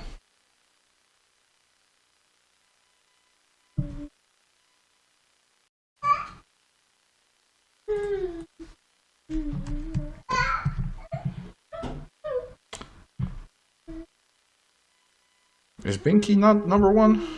Binky's number 1. Oh, I don't have the code for the movement object. Duh. Like, of course, that's not going to work.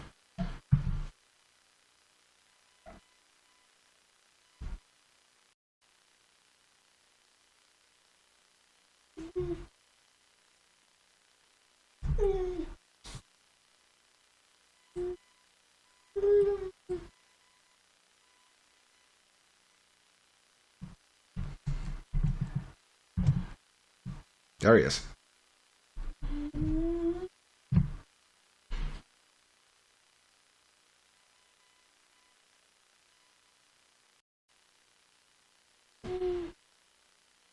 Then we gotta do the one for the other guy.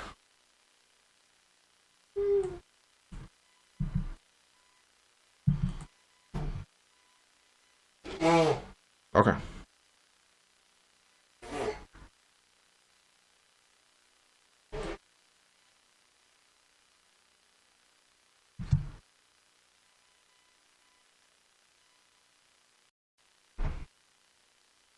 Okay.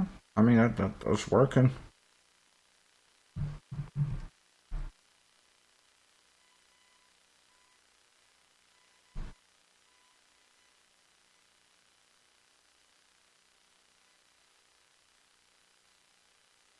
We're only using ultra value A of the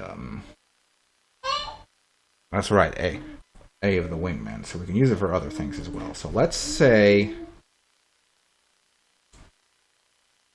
I want to set his ultra value B to 1. So if ultra value B equals 1,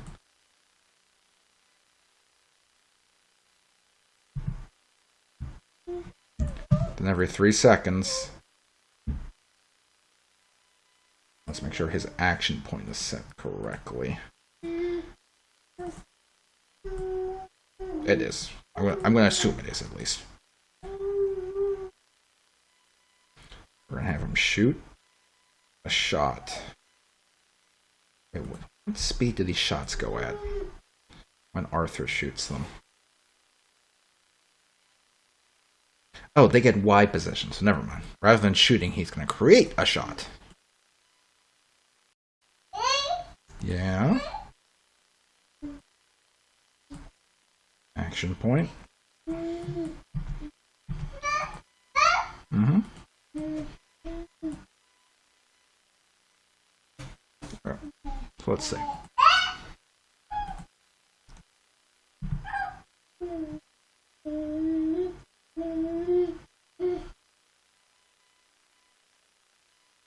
That's every 2 seconds, really? 3 seconds. How about 1.5 seconds?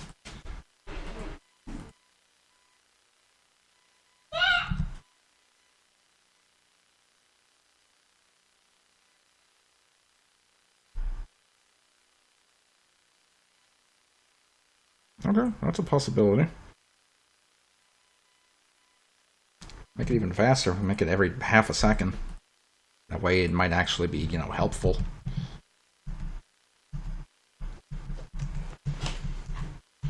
Yeah. So by setting value B when we spawn him in, he can act as, something that actually helps us out and shoots. And if for some reason when he spawns in we don't want him to shoot, then we just don't set B to 1. We'll leave it at 0. Then he won't shoot, but he'll still do the movement.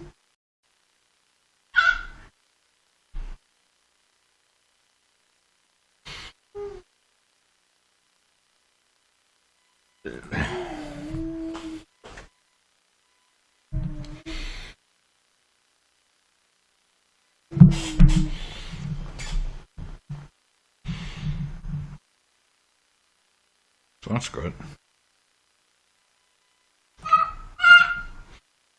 Let's do another movement type.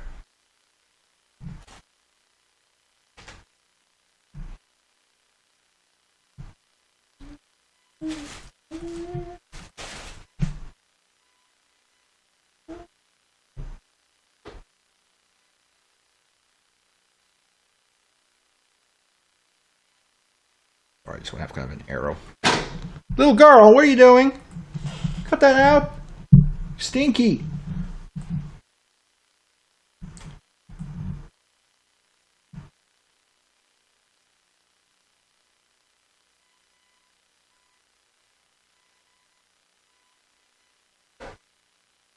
From the bottom to the top. On music.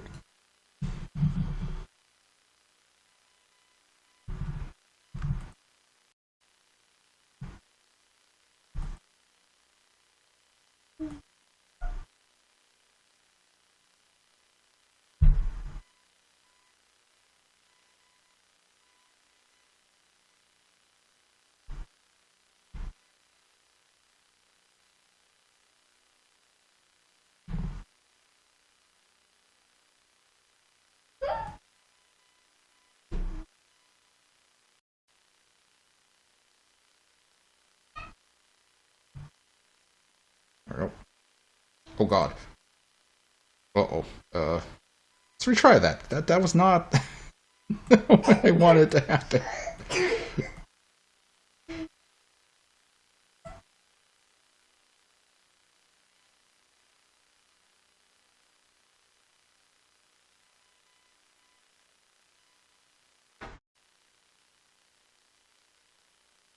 I'll just clamp it there, and then let me just reposition the...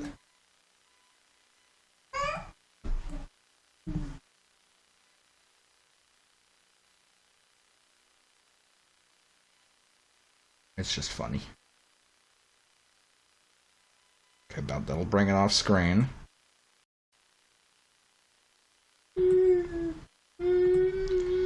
Alright.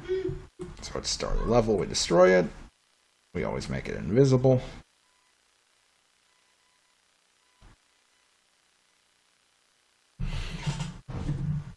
Now we have to clone these events, unfortunately. That's the one annoyance. 1, 2, 3, 4 events for each of them.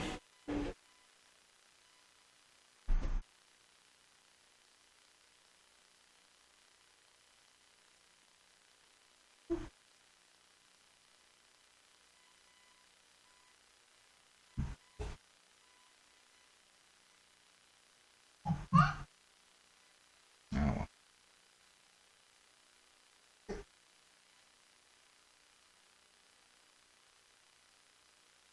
Oh, damn it, I didn't name it.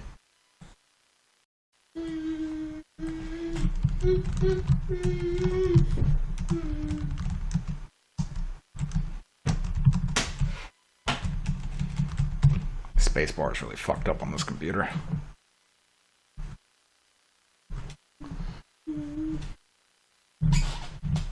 Oh, girl, look at that. It's Daddy's earplugs.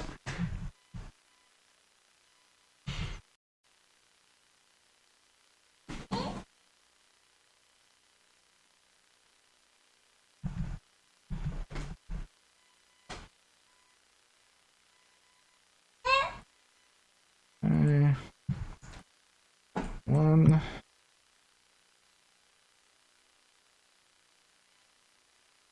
And 2. It's gonna be really funny when this, you know, this ID system with the 0, 1, 2 that I'm setting up ends up not working. Bless you. And by funny, I mean infuriating.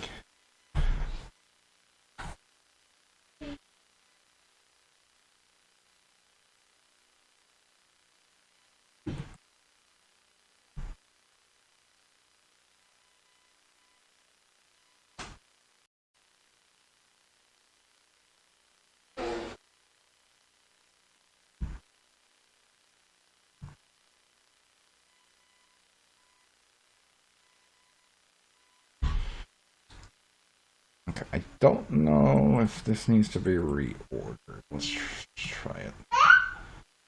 Okay, I don't know if it's gonna work. Let's just see. Hey.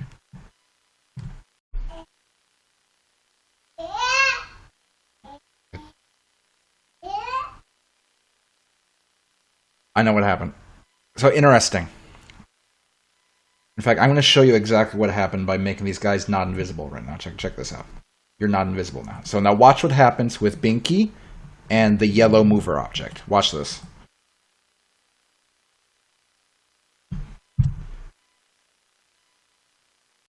You see what happened? The yellow mover object was spawned at the bottom of the screen. Binky was spawned off to the right. So Binky was not initially following the mover object because he was spawned somewhere else and had to move towards it. And that's interesting because that means that you can make slight adjustments to the pre-programmed movements by just spawning in the wingman at a different location.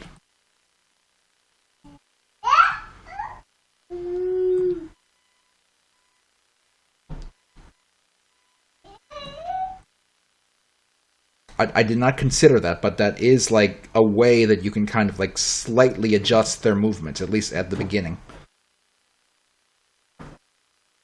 Which is kind of interesting. I did not even consider that when we were setting this up, but that's kind of cool. That's going to help if we want to make the movements not seem too samey every time.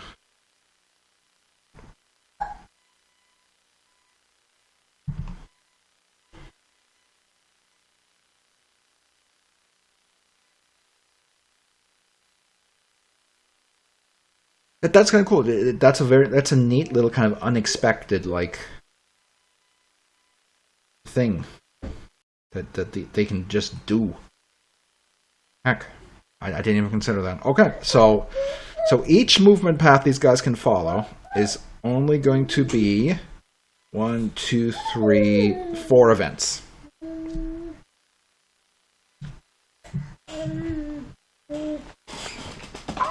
Four events is not bad.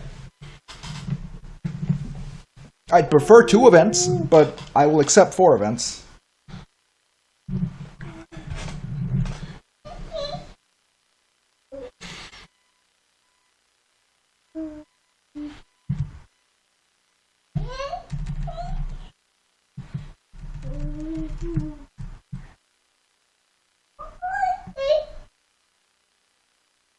Yeah, that's neat.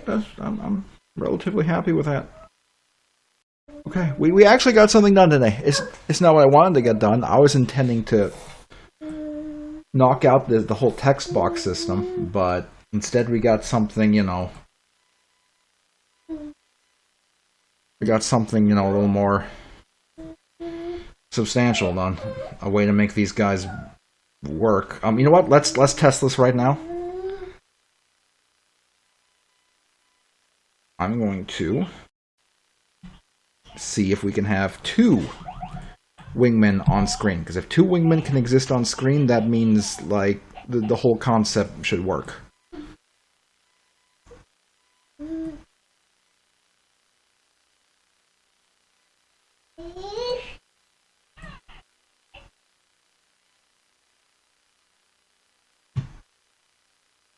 And it might not work initially because it may need more adjustments, because the way the code works, it might end up adjusting the values of the wingman targets and stuff that are already on screen, which we don't want. I guess we'll find out.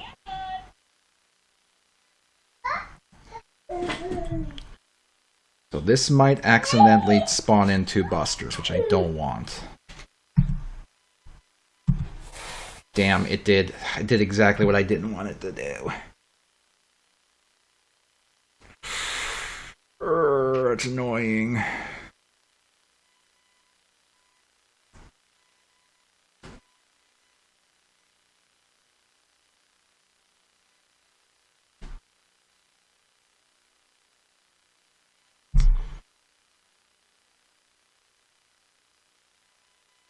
Oops.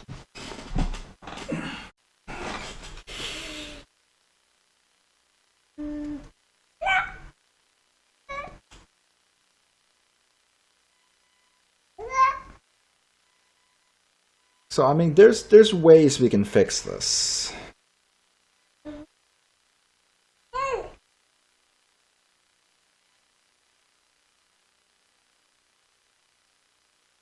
We basically need to set up an initializer for each of the 3 objects on the cluster.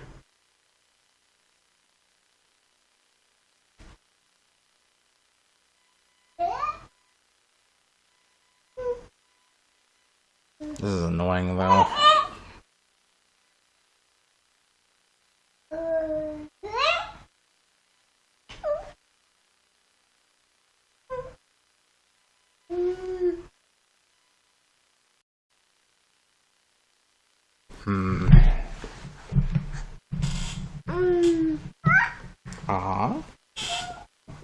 So we may need to set up some kind of initializer. The issue is, the way the code works is when we press the button, it's spawning those objects in, then it's setting animations and alterable values. But this event does not have a way to target the wingman target and movement objects that we just created. Instead, it's targeting all of the objects of that type that exist. And that's why, when we try to spawn more than one in, the existing wingman gets turned into the one that we just spawned in after it.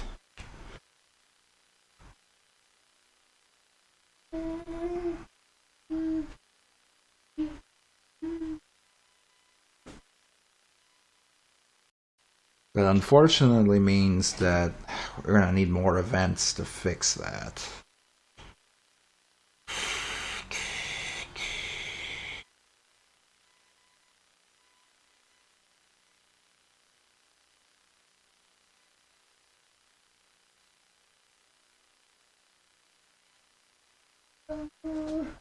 I have a general concept of how we can do it. It's just annoying to me that it's gonna need just a few more events. It just pisses me off because I was trying so hard to keep the events down, but now we're gonna need another event. But it is what it is.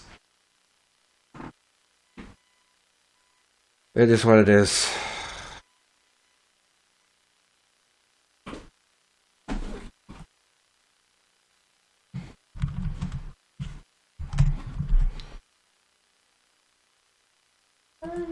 It's annoying, but it is what it is.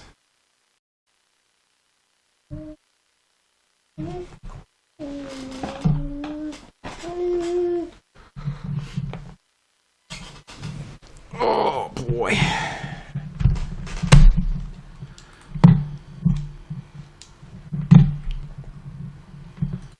Oops. Come here. Oh! Alright, well, you know, there you go. We made some progress. It unfortunately was not full, complete progress because at the end we discovered a very important bug that needs to be fixed with us requiring an initializer now, which sucks, but that is what it is.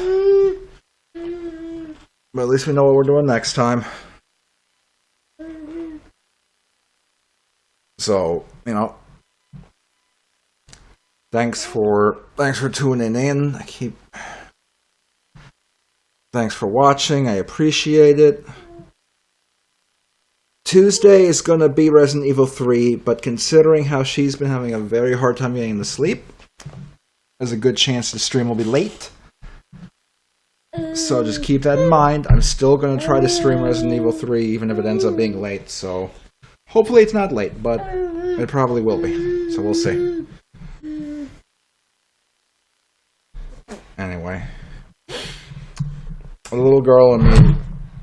She just pushed my ThinkPad. The little girl and me are gonna go eat graham crackers and applesauce. Little girl, you want applesauce? Do you want applesauce?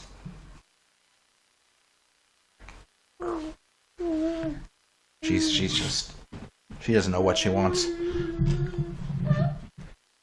Okay.